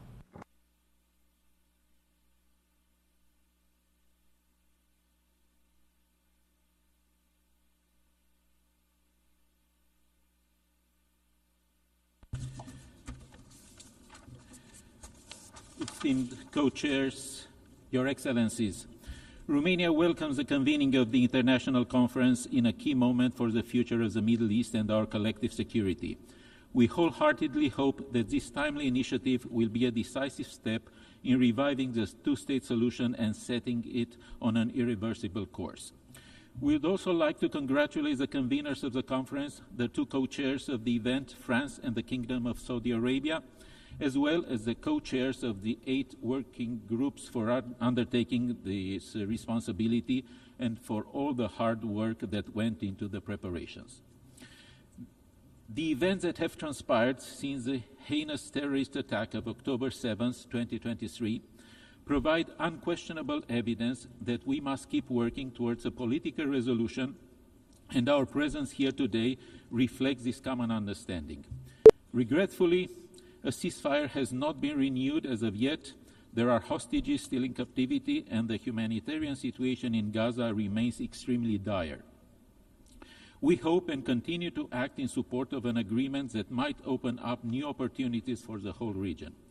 Your Excellencies, from the outset, I would like to underline Romania's long-standing support of a negotiated settlement of the Israeli-Palestinian conflict based on the two-state solution, Israel and Palestine living side by side in peace and security.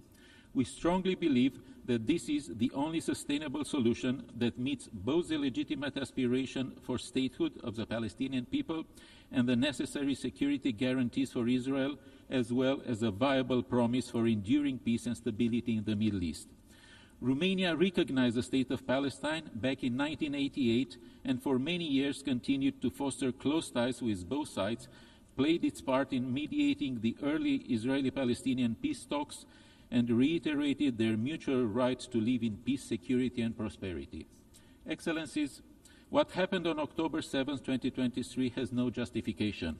We condemn the brutal attack of Hamas against the State of Israel and the Israeli people. Hamas's hostage policy is unacceptable and undermines the future of the two-state solution.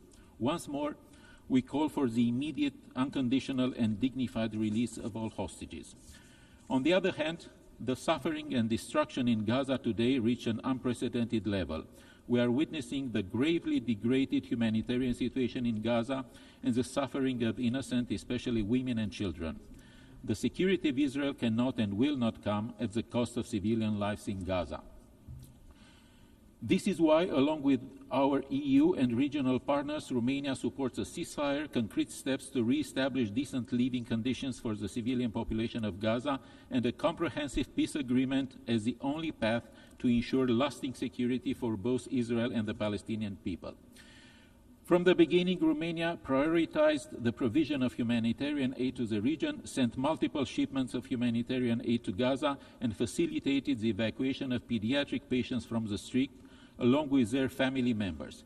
We have carried out so far, together with the European Union, with the European Commission, 7 humanitarian flights for 76 children and 185 family members. 41 of them are currently being treated in Romanian hospitals, and we are committed to continue these efforts. But this is just a temporary and scarce fix for a very complex situation which needs long-term measures in order to address the reconstruction of Gaza and to heal the physical and emotional scars of this drawn-out conflict. We must continue to assist the Palestinian Authority in preparing its future role, both in the West Bank and Gaza, its capacity building and its reform agenda. Romania remains strongly committed to the principles underlying humanitarian aid.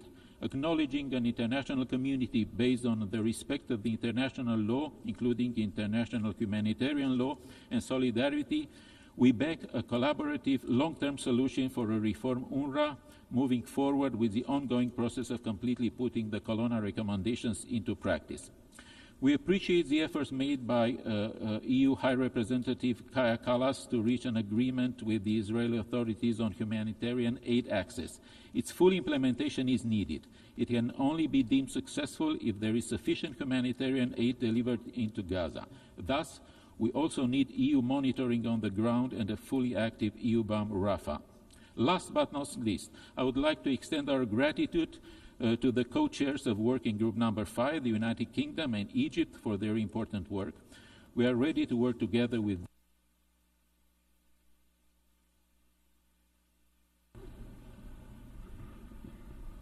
I thank the representative of Romania for his statement. I now give the floor to the representative of Belize.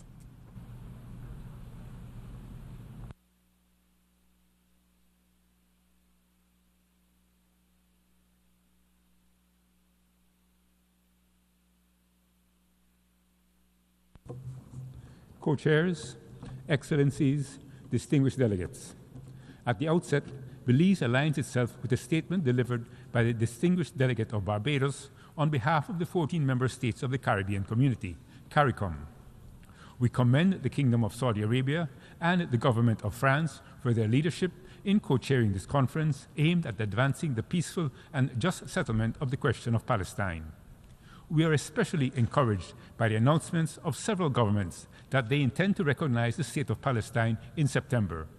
We hope that other member states, especially those that supported the 1948 UN resolution, follow suit and join the 147 countries that have already recognized Palestine. Belize's position on the question of Palestine has never wavered. We have been a consistent voice in support of the full realization of the Palestinian people's inalienable rights to self-determination, independence, and sovereignty. It is from this principled position that we view the current situation with deep concern and moral urgency. Excellencies, we are gathered here today to take long overdue steps toward the implementation of the 1948 UN resolution on the question of Palestine. While recognition of the state of Palestine is critical and a necessary step forward, it is only the beginning. The international community must go further and provide every assistance to the Palestinian people to establish and strengthen its institutions to govern and manage a modern, democratic state living side by side with the people of Israel within secure and recognized borders. At the same time, the international community must confront the humanitarian catastrophe unfolding in Gaza head-on. Homes, schools, hospitals, and entire communities have been destroyed in a campaign of violence that has spared no one. Belize unequivocally condemns the indiscriminate bombing in Gaza, the blockade of life-saving humanitarian aid, and the ongoing violation of the UN Charter and international law. We must act to ensure the immediate, safe, and unimpeded flow of humanitarian assistance to the Palestinian people under the coordination and oversight of the United Nations. We must also ensure Palestine receives the financial, material, and technical assistance needed to support their reconstruction efforts. Excellencies, for any of this to materialize, there must be a genuine political process. Israel must come to the table. It must understand that there can be no lasting peace in the region unless the question of Palestine is resolved. Trust must be restored in the region. But first, the violence must end. Recrimination by the combatants, their sponsors, the onlookers must stop. The forceful and unlawful acquisition of Palestinian land and property by Israeli settlers in the West Bank must stop. We in the international community must contribute to building trust in the region by providing meaningful support to all the factions, not only Palestine and Israel, but also to their neighbors, so that a culture of peace, cooperation, and mutual respect prevails. Let this conference be the beginning process to create a world in which the children of Palestine and Israel can live without fear, one in which they can live in peace, realize their ambitions, and share the richness of their cultures. Belize stands firmly with the Palestinian people and remain committed to the pursuit of justice, peace, and the vision of two sovereign states living side by side in mutual respect and security. I thank you. Je remercie Monsieur le représentant de Belize thank the representative of Belize for his statement. I now give the floor to the representative of Bulgaria.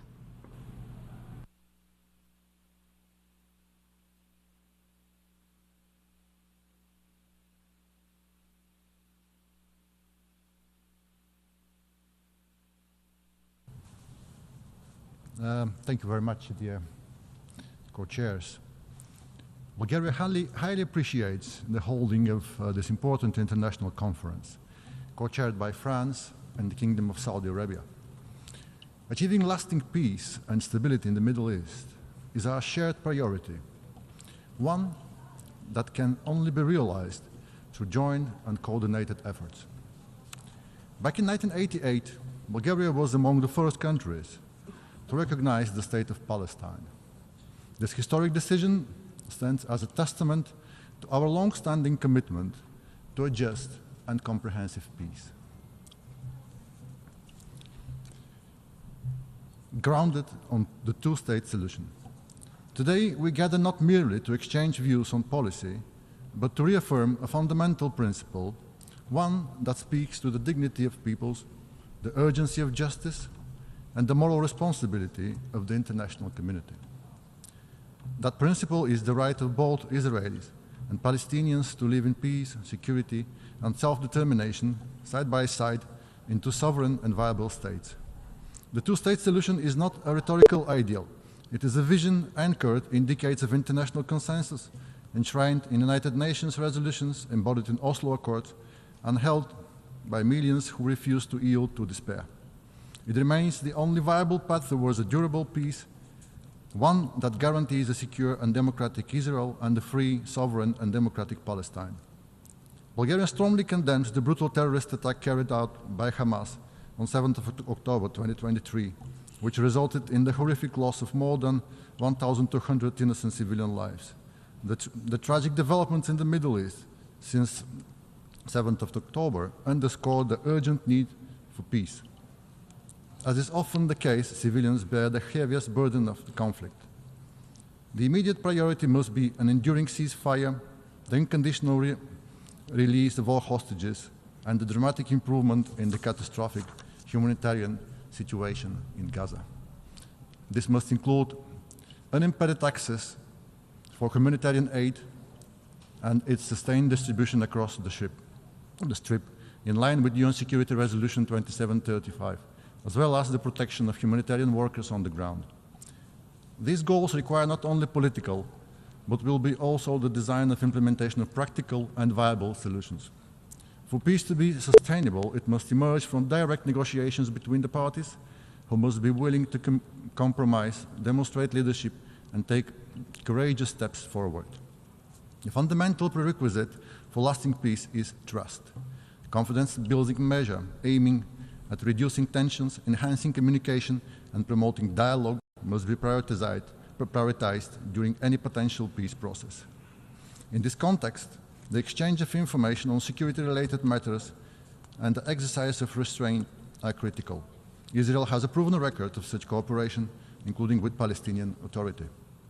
Any future regional security architecture must take into account Israel's legitimate security concerns and be rooted in the recognition of its right to exist, an imperative that should be universally accepted. Neighboring Arab states should be actively involved in this effort, ideally through normalization of relations following the model of the Abraham Accords. At the same time, the state of Palestine, represented by the Palestinian Authority, must be recognized by the international community, excluding any role for Hamas. This requires successful inter-Palestinian reconciliation, leading to the establishment of unified leadership elected through inclusive democratic elections. These elections would not only resolve questions of legitimacy, but would also lay the foundation for a functional and democratic Palestinian state. In this regard, capacity building remains essential. Particular attention must be given to working with the youth, creating pathways to peace and development, while countering radicalization and incitement to violence.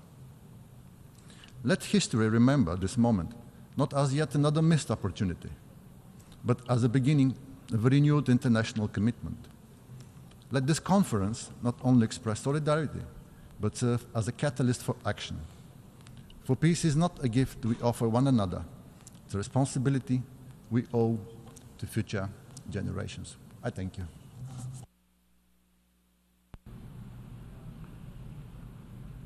Je remercie Monsieur le représentant de la Bulgarie pour son intervention et je donne la parole à Monsieur le représentant de la Gambie. To the representative of Gambia.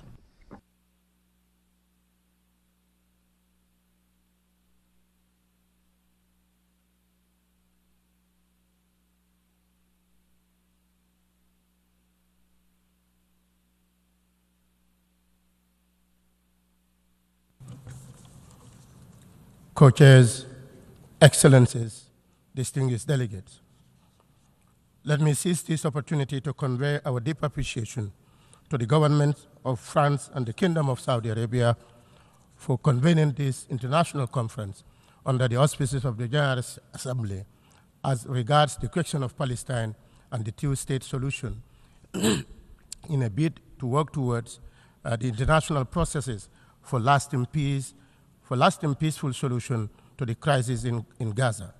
The Gambia also welcomes the historic efforts by France for the recognition of Palestine as a state and encourages other member states to seize the momentum and to recognize Palestinian statehood.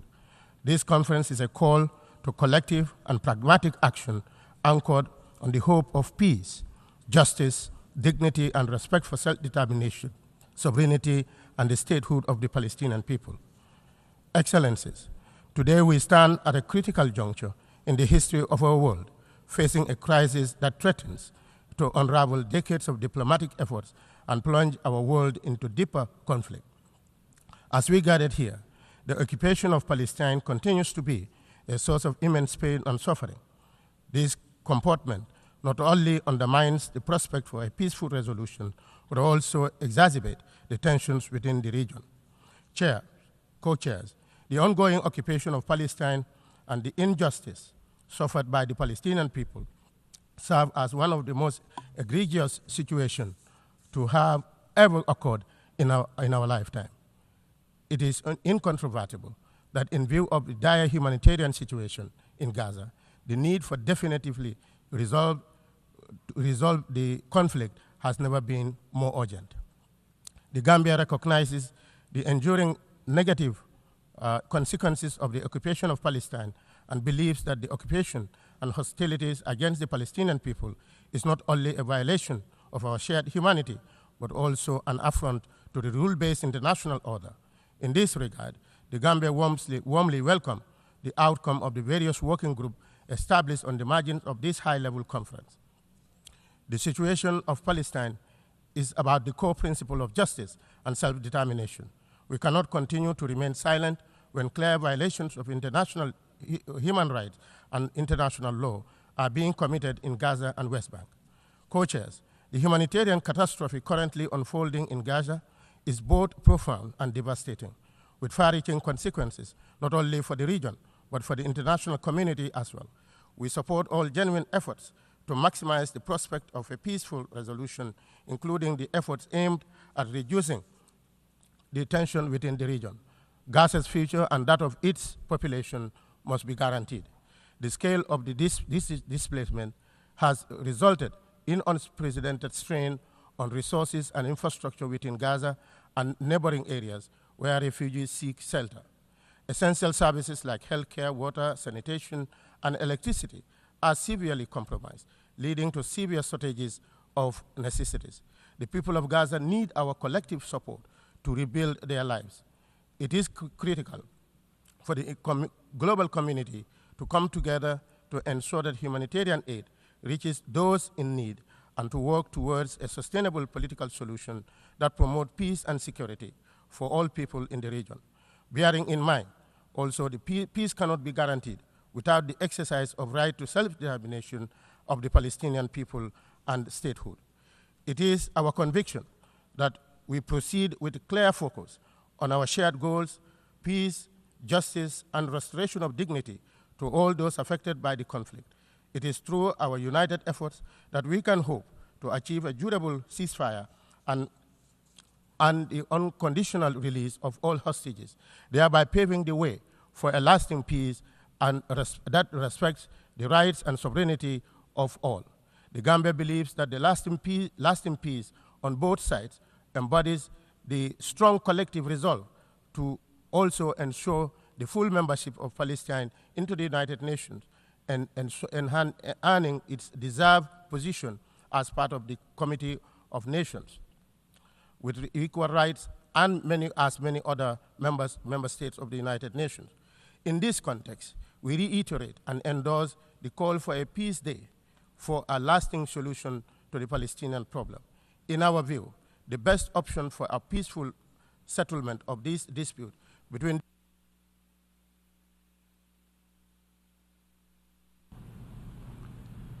Je remercie Monsieur le représentant de la Gambie pour son intervention et je donne la parole à Monsieur le représentant de la République de Tanzanie.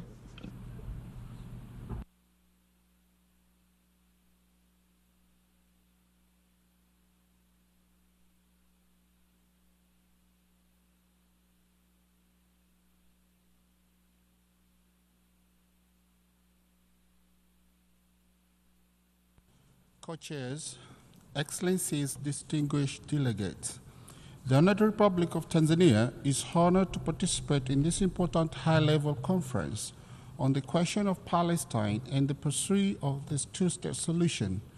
We commend the initiatives and leadership of the co-chairs, the Kingdom of Saudi Arabia and the French Republic, and welcome the continued commitment of the international community to advancing a just, lasting, and peaceful resolution to the Israel-Palestinian conflict.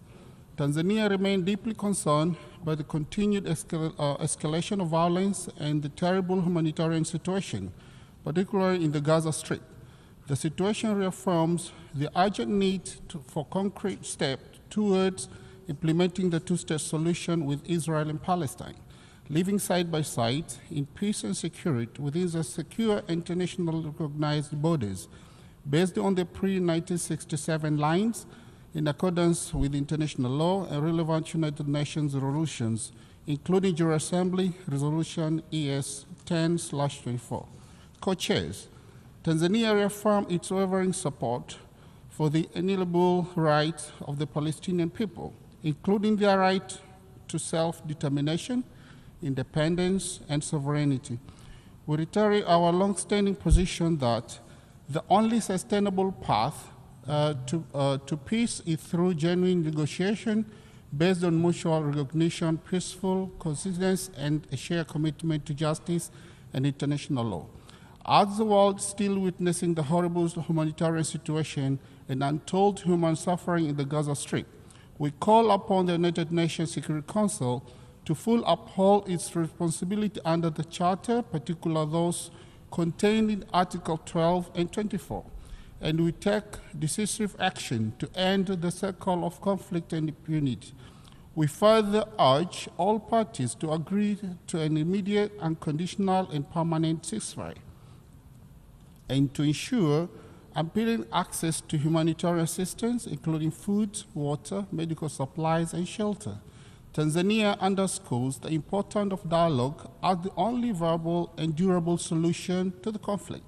Surely, there's no military solution to the conflict, so concerned parties must engage in constructive dialogue and sincerely work towards lasting peace, seek truth and reconciliation, and undertake confidence-building measures, including the release of hostages and cessation of all acts of violence against civilians.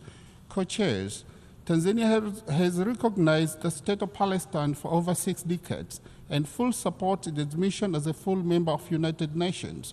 The admission of Palestine as a member of this important organization will only reaffirm its purpose and principle, this is undermining them.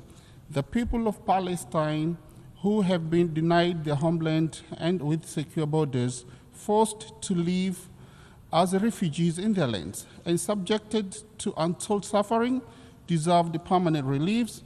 This august assembly must continue to provide opportunity for the admission of the State of Palestine as a member of our organization. And the Security Council must refrain from preventing the actualization of this long-expired goal. Co-Chair, in conclusion, Tanzania reiterates its commitment to multilateral efforts aimed at achieving peace, security, dignity for both Palestinians and Israelis. We remain ready to work in solidarity with the member states to ensure the realization of the two-state solution and to restore hope, stability, and justice to the people of the region. I thank you. Je remercie Monsieur le I thank the representative of the United Republic of Tanzania, and I give the floor to the representative of Guinea.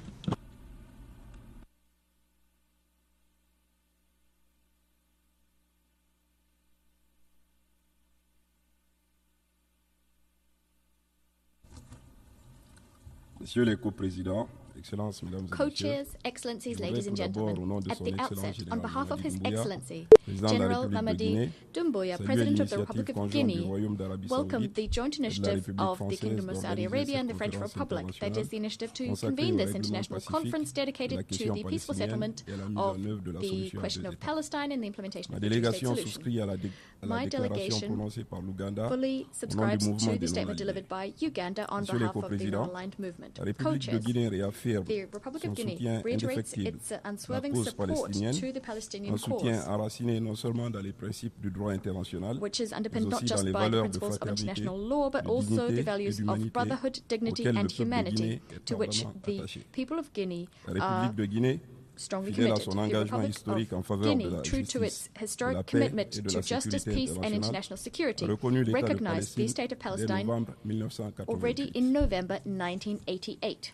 We believe that there is an overriding necessity to recognize the State of Palestine with East Jerusalem as its capital and to grant it fully fledged member status within the United Nations Organization. The right of the Palestinian people to self-determination, to freedom, and to an independent state is both what justice requires, but it is also an essential precondition for lasting peace in the Middle East. The two-state solution, with Israel and Palestine living side by side in peace and security within recognized borders based on 1967 lines, remains the only viable path that is in keeping with international law. Co-chairs, we cannot ignore the human tragedy currently unfolding in the Gaza Strip. Too many lives have been lost. Children, women, and entire families have been decimated. Many people are still missing. Essential civilian infrastructure has been seriously damaged, if not completely destroyed. This situation cannot go on. We bear the collective moral responsibility to put an end to it, and definitively so, because the safeguarding of the values and principles which underpin our humanity are at stake. The eyes of the world, the eyes of our people are upon us. They are judging us on our collective capacity to ensure that international law and the ideals of peace, justice, and moral dignity, which are the bedrock of our organization, to ensure they prevail. Silence, inaction, and indifference would constitute a betrayal not only to the fundamental principles of this organization, but to our very own humanity. The Republic of Guinea calls for an immediate, total, and lasting ceasefire. We reiterate that any lasting and viable solution necessarily requires an end to the violence, the occupation, and settlement activities on Palestinian territory, including in East Jerusalem, the recognition, full and comprehensive recognition of a sovereign and independent Palestinian state with East Jerusalem as its capital, living in peace side by side with Israel, meticulous respect for relevant UN resolutions, and full and unfettered access for the delivery of humanitarian assistance. Co-chairs, ladies and gentlemen, today, more than ever, the Republic of Guinea stands shoulder to shoulder with those who opted for dialogue over confrontation. We're here to reaffirm that peace is not a utopia, it is a must, and peace calls for political courage. It is high time to translate declarations of principles into concrete action. We need a clear-cut, consensus-based roadmap to ensure that the hopes of the Palestinian people become a political reality. We remain convinced that peaceful coexistence between the states of Palestine and Israel is not only possible but necessary.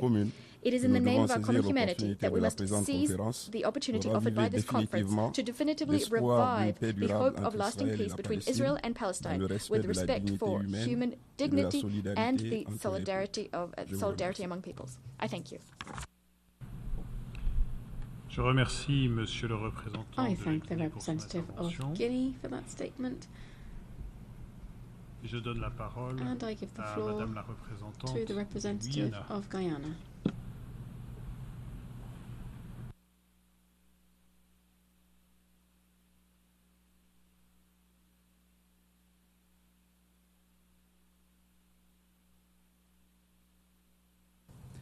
Your Excellencies, co-chairs, Guyana aligns itself with the statement delivered by the permanent representative of Barbados on behalf of the member states of the Caribbean Community, CARICOM.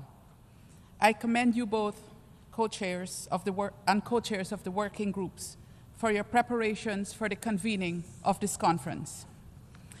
Excellencies, following the General Assembly's adoption in 1947 of Resolution 181, in which it decided on the establishment of an independent Arab state and an independent Jewish state, the independent Jewish state Israel was created and recognized in 1949. However, almost 8 decades later, and with the formation and recognition of more than 80 new sovereign states by the UN, the establishment of an independent state of Palestine is still outstanding. Implementation of the two-state solution is a collective responsibility of the General Assembly, some aspects of which are common to all member states, while others are differentiated. Recognition of the state of Palestine is at the core. The two-state solution is only partially implemented due to the twin problem of the non-recognition of the state of Palestine by some member states and Israel's ongoing occupation of the Palestinian territory. Guyana therefore calls on all member states still to do so, to recognize the state of Palestine. We also call on Israel to comply with the advisory opinion of the ICJ regarding its unlawful occupation of the Palestinian territories.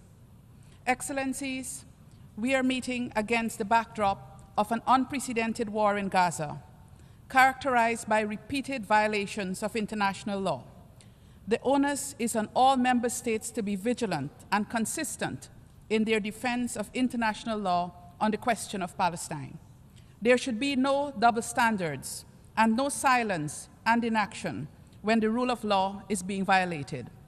While most member states have been vocal in their condemnation of the ongoing atrocities in Gaza and the occupied West Bank, we urge every member of this organization to redouble their efforts to bring this tragedy to an end. Turning to actions needed for positive change, let me highlight 3 points. First, the ongoing situation in the occupied Palestinian territory remains a serious threat to international peace and security, and the Charter empowers the Security Council to respond to such threats decisively. Regrettably, the Council, as a collective, has not yet achieved the level of political will necessary to take those decisions. Second, action is needed in defense of the United Nations, humanitarians, medical personnel, journalists, and other professionals who continue to be the targets of indiscriminate and illegal actions by the occupying power.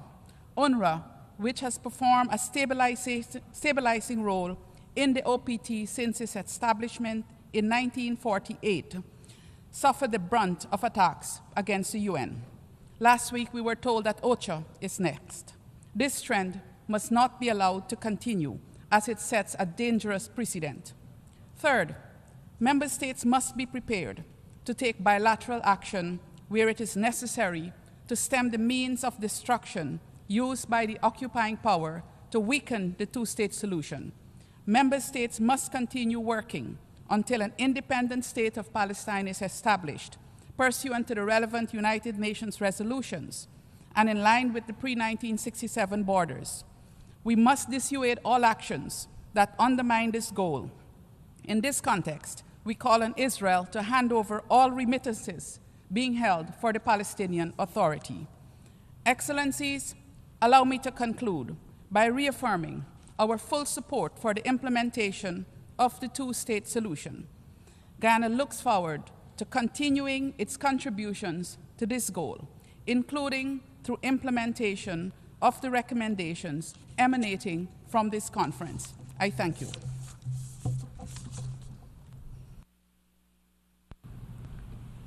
I thank the representative of Guyana for her statement, and I give the floor to the representative of Kenya.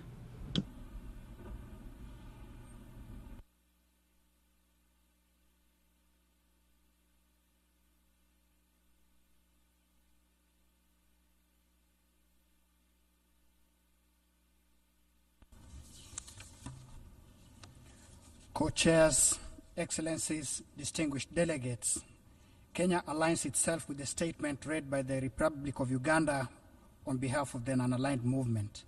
We also align with the African Union position that espouses the achievement of a two-state solution through negotiations founded on relevant UN resolutions and supports homegrown solutions based on socio-cultural tolerance. My delegation would now like to state the following in our national capacity. For decades, the Middle East has endured an ever-deepening occupation, cycles of violence, and the collapse of every major peace negotiation.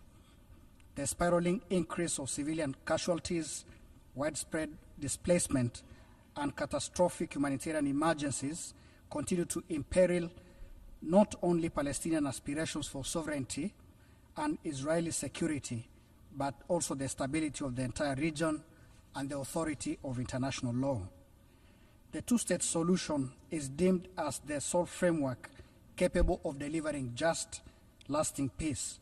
Unfortunately, it's now on the brink of collapse.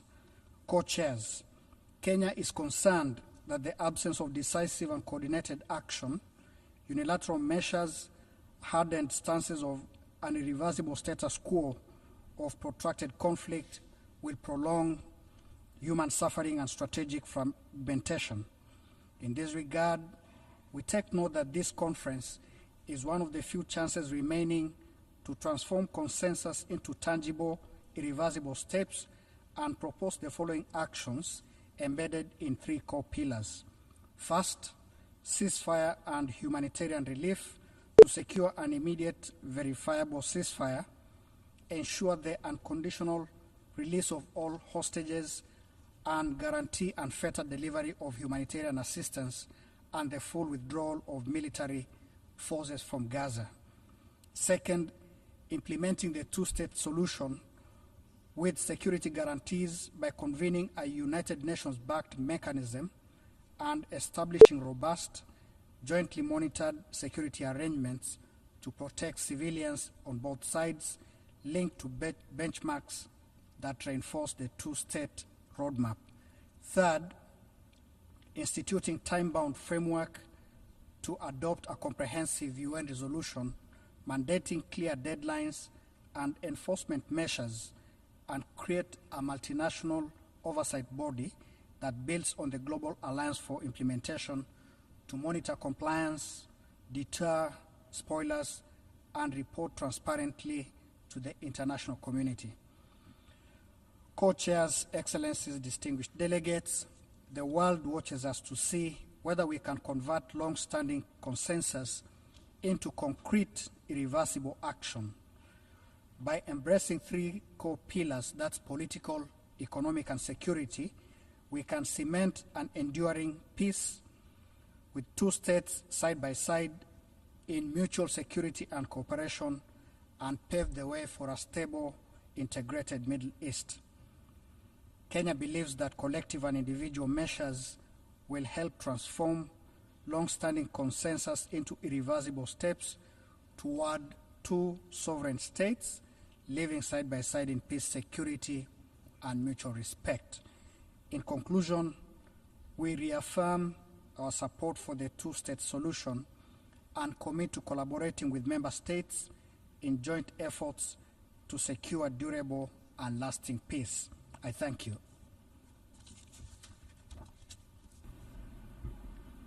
I thank the representative of Kenya for his statement, and I give the floor to the representative of Czechia.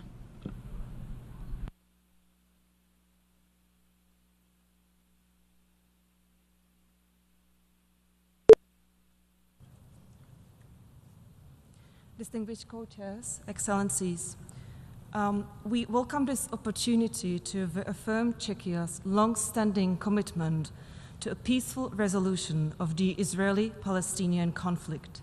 This vision is grounded in the establishment of two states, Israel and Palestine, living side by side in peace, security, and mutual recognition.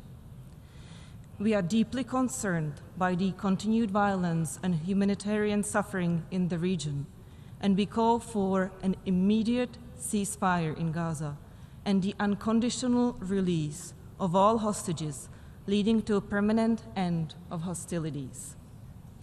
Czechia acknowledges the legitimate aspirations of the Palestinian people for statehood and dignity, just as we affirm Israel's right to exist, free from terror and existential threats. We believe that the only viable path to achieving this vision is through direct negotiations between the two parties. A negotiated agreement remains the sole sustainable means to ensure stability, democratic and economic development, and security for all.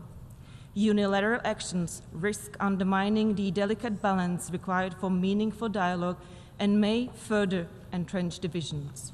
Excellencies, it is of utmost importance to re-establish a political horizon toward a two-state solution. We urge all parties and international actors to focus on confidence-building measures, regional cooperation, including through frameworks such as the Abraham Accords, and practical steps that can foster trust and pave the way for renewed negotiations. A peace settlement must serve the legitimate interests of both peoples, who rightfully expect tangible outcomes from diplomatic efforts. It is imperative to create conditions that enable Palestinians to establish a viable, independent future, whilst also ensuring that Israelis are not perpetually confronted with critical security concerns. Furthermore, Hamas should no longer pose a threat to Israel and must have no role in Palestine's future governance. Excellencies, achieving a just and lasting peace will require bold and courageous decisions from both Israelis and the Palestinians. The path to a two-state solution is neither simple nor without sacrifice, but it demands leadership that prioritizes the future over the past and reconciliation over retaliation. Both sides must demonstrate the political will to engage in meaningful dialogue, make difficult compromises, and reject extremism in all its forms. Only through such resolve can we hope to transform aspirations into reality. Czechia stands ready to assist in any genuine effort that brings both sides back to the negotiating table and advances the cause of peace. I thank you.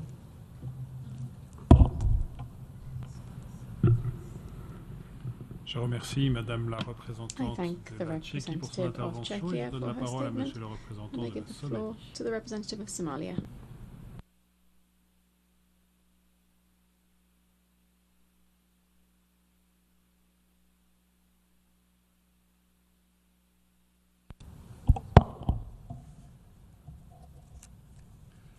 Bismillah ar-Rahman ar-Rahim. In the name of God, most gracious, most merciful. co-chairs, أصحاب السمو والمعالي والسعادة Highnesses, Excellencies, السيدات والسادة ladies and gentlemen. يشرف وفد الصومال أن يشارك في هذا It's our المؤتمر honor to الرفيع participate in المستوى this high-level conference الذي يأتي في وقت that comes تتعمق فيه at a جراح time when the المنطقة wounds of the region وتتسع are فيه deepening, دائرة at a الظلم time when the والمعاناة cycle of injustice وتغيب فيه and آفاق suffering الحلول is العادلة expanding, at أمام a الشعب time when الفلسطيني the brotherly الشقيق. Palestinian people lack prospects نشكر المملكة for just العربية السعودية solutions.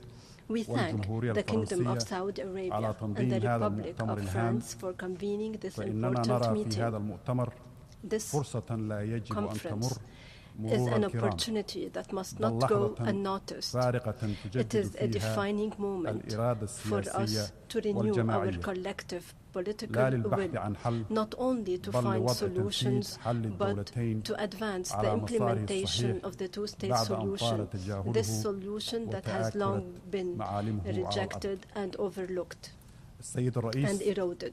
منذ أكثر من 7 عقود Co-chairs, يعاني الشعب the الفلسطيني Palestinian من people احتلال for more مستمر than 7 decades وحرمان have been ممنهج reeling from من ongoing أبسط حقوقه occupation. الوطنية They have been والإنسانية systematically deprived of وما their زال most العالم basic يشهد national and بصمت human في أغلب rights. الأحيان التوسع الاستيطاني The international community has stood silent as the Palestinians have been reeling on a daily basis from colonial settlement, forced displacement, blockade, daily violations. The holy Christian and Muslim sites have been desecrated and the life of a whole people have been fragmented generation after generation. Despite this, the Palestinian people continue to uphold their legitimate right to freedom, independence and self-determination as enshrined in international law and UN resolutions. They do not demand more than this. In this context, we reiterate our unwavering support for the two-state solution along the 4 June 1967 borders, and on the basis of UN Security Council and General Assembly resolutions, and on the basis of international law and the Arab Peace Initiative for the establishment of an independent, sovereign Palestinian state with East Jerusalem as its capital. We call clearly for the full recognition of the state of Palestine and for its full admission in the United Nations. Ladies and gentlemen, injustice does not achieve peace. Ongoing occupation does not generate stability. We reject double standards and the selective application of international law. We cannot respect international law in one place and overlook its violation in another place, and the occupier cannot be rewarded and the people under occupation cannot be punished. The implementation of the two-state solution is no longer a diplomatic option. We now call today for clear measures that can no longer be postponed. First, the state of Palestine must be admitted as a full member of the UN. Secondly, all illegal settlement activities must come to an end immediately and unconditionally. Thirdly, the blockade on Gaza must be lifted and humanitarian safe corridors must be opened. Fourthly, international protection must be afforded to the Palestinians. Fifthly, we must revive the serious and binding political track under international multilateral auspices with a clear implementation mechanism. In conclusion, the time is not on our side. Every day without a solution is a new day of pain, a new day of dashed hopes and erosion of international order. We hope that this conference will be a true turning point where we do not only express intention, but we transition towards actionable implementation and follow-up mechanisms. In this context, we reiterate our clear position. Palestine is not only a humanitarian cause, it is a question of justice, a question of rights and sovereignty. The government and people of Somalia will continue to support this just question in all fora. We believe that freedom is achieved and snatched by justice and is defended in position. Thank you for your kind attention. Je remercie Monsieur le représentant de la Somalie pour son intervention et je donne la parole à Madame la représentante du Cap Vert. To the representative of Cabo Verde.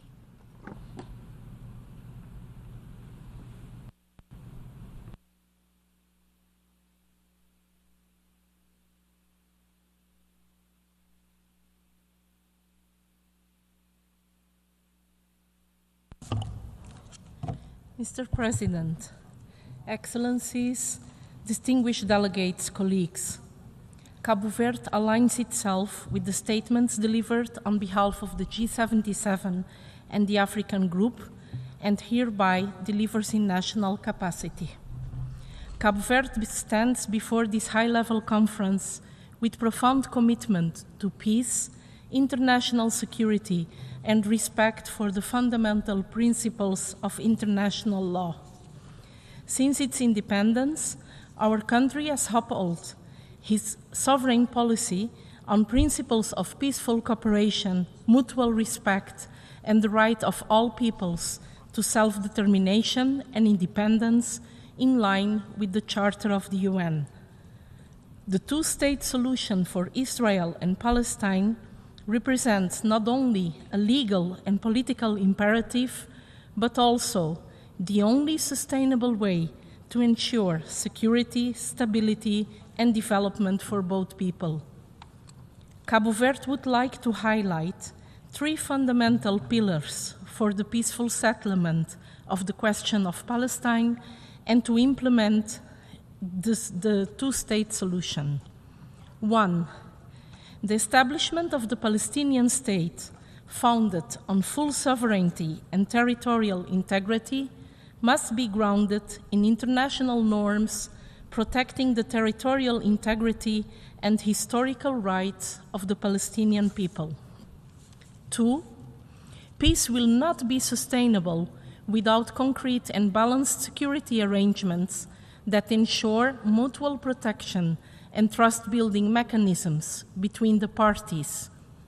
Coordinated measures must be implemented in a transparent and binding manner, reinforcing both Israel and Palestine's commitment to a future free of hostilities and existential threats. 3. The success of the two-state solution depends not only on political and legal guarantees, but it will only prevail if sustainable economic conditions are also assured. Post-conflict reconstruction must be linked to economic integration strategies, promoting a resilient governance structure, sustainable investments, and effective assistance mechanisms. For Cabo Verde, it is clear that peace cannot reign upon diplomatic commitments alone.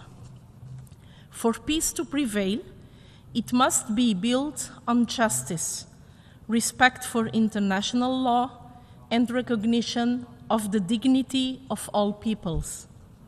The success of this conference will be measured by the concrete actions we take, ensuring that two states can coexist side by side with security, sovereignty, and prosperity. Cabo Verde is hopeful that this conference will produce effective commitments and tangible results for a just and lasting peace. Cabo Verde reiterates its full support to the implementation of the two-state solution. May this path lead to two neighbor nations living in peace and rebuilding a prosperous future for the generations to come. Thank you.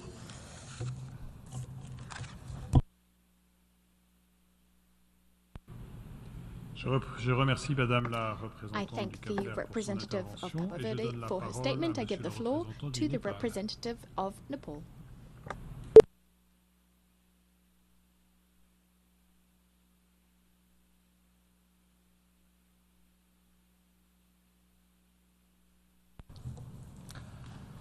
Distinguished co-chairs, first let me extend my sincere appreciation to the governments of the French Republic and the Kingdom of Saudi Arabia for convening this high-level international conference.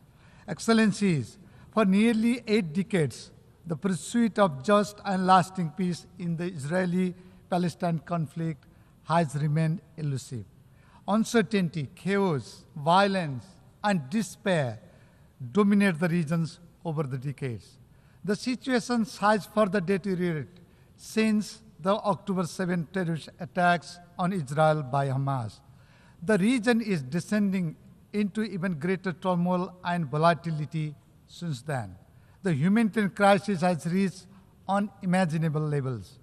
Relentless loss of innocent lives, mass displacement, and widespread destructions have unfortunately become the tragic norm. The indiscriminate targeting of civilians, aid workers, and vital infrastructures continues unabated. The world cannot afford to stand by as devastation unfolds.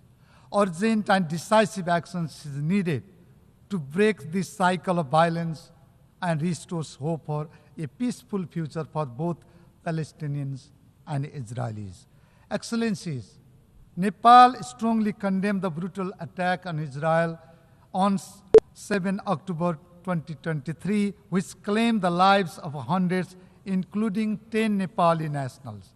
Equally, we have denounced the indiscriminate use of force against civilians in Gaza. Nepal has consistently called for immediate de-escalations, restraint on end to civilian casualties, and protections of public and private properties. We also call for providing immediate, unrestricted, and adequate humanitarian assistance to the disparate civilians in Gaza. Humanity must be preserved, and human rights must be respected in all circumstances. It is also crucial that international laws, including the international humanitarian laws, are fully respected by all. We call for the immediate and unconditional release of all hostages taken by Hamas, including Bipin Joshi from Nepal. We are gravely concerned about his and others' health and well-being. Co-chairs, Nepal has long supported a two-state solution, advocating for Israeli and Palestinians to coexist peacefully within the recognized international borders based on international law and relevant UN resolution. We affirm our support for all efforts aimed at achieving a just, peaceful, and lasting solution to the questions of Palestine. We urge both Israel and Palestine to exercise utmost restraint, to end hostilities, resort to dialogue and diplomacy, and uphold internationally recognized agreements, including the two-state solutions. Stopping ongoing violence and securing of durable ceasefire is crucial to create conditions for diplomacy and prevent further civilian casualties. On this score, we appreciate the efforts made by the United States of America, Qatar, and Egypt for achieving permanent ceasefire. The United Nations and international community must take all necessary measures to restart negotiations, establish a framework for lasting peace, and find a just, peaceful, amicable, and lasting political solutions to the problems. For this, myopic visions and narrow political interests must be set aside. This is crucial to prevent this crisis from deepening into a catastrophe. We stand by our conviction that the political resolutions grounded in two-state solutions is the most effective path to ending suffering, breaking the cycle of violence, and securing long overdue peace for both Palestinian and Israeli civilians. In conclusion, co-chairs, let's unite in pursuit of a just and lasting solution to one of the world's most prolonged and complex challenges. Let's ensure that peace prevails in the regions and beyond. And let's build a future for both Israelis and Palestinians grounded in peace, justice, and coexistence. I thank you. Je remercie Monsieur le I représentant du thank Népal the pour son distinguished intervention et representative je of donne la Nepal for parole his à statement. I Madame la now give the floor représentante de to Saint-Vincent et les the Grenadines. representative of St. Vincent and the Grenadines.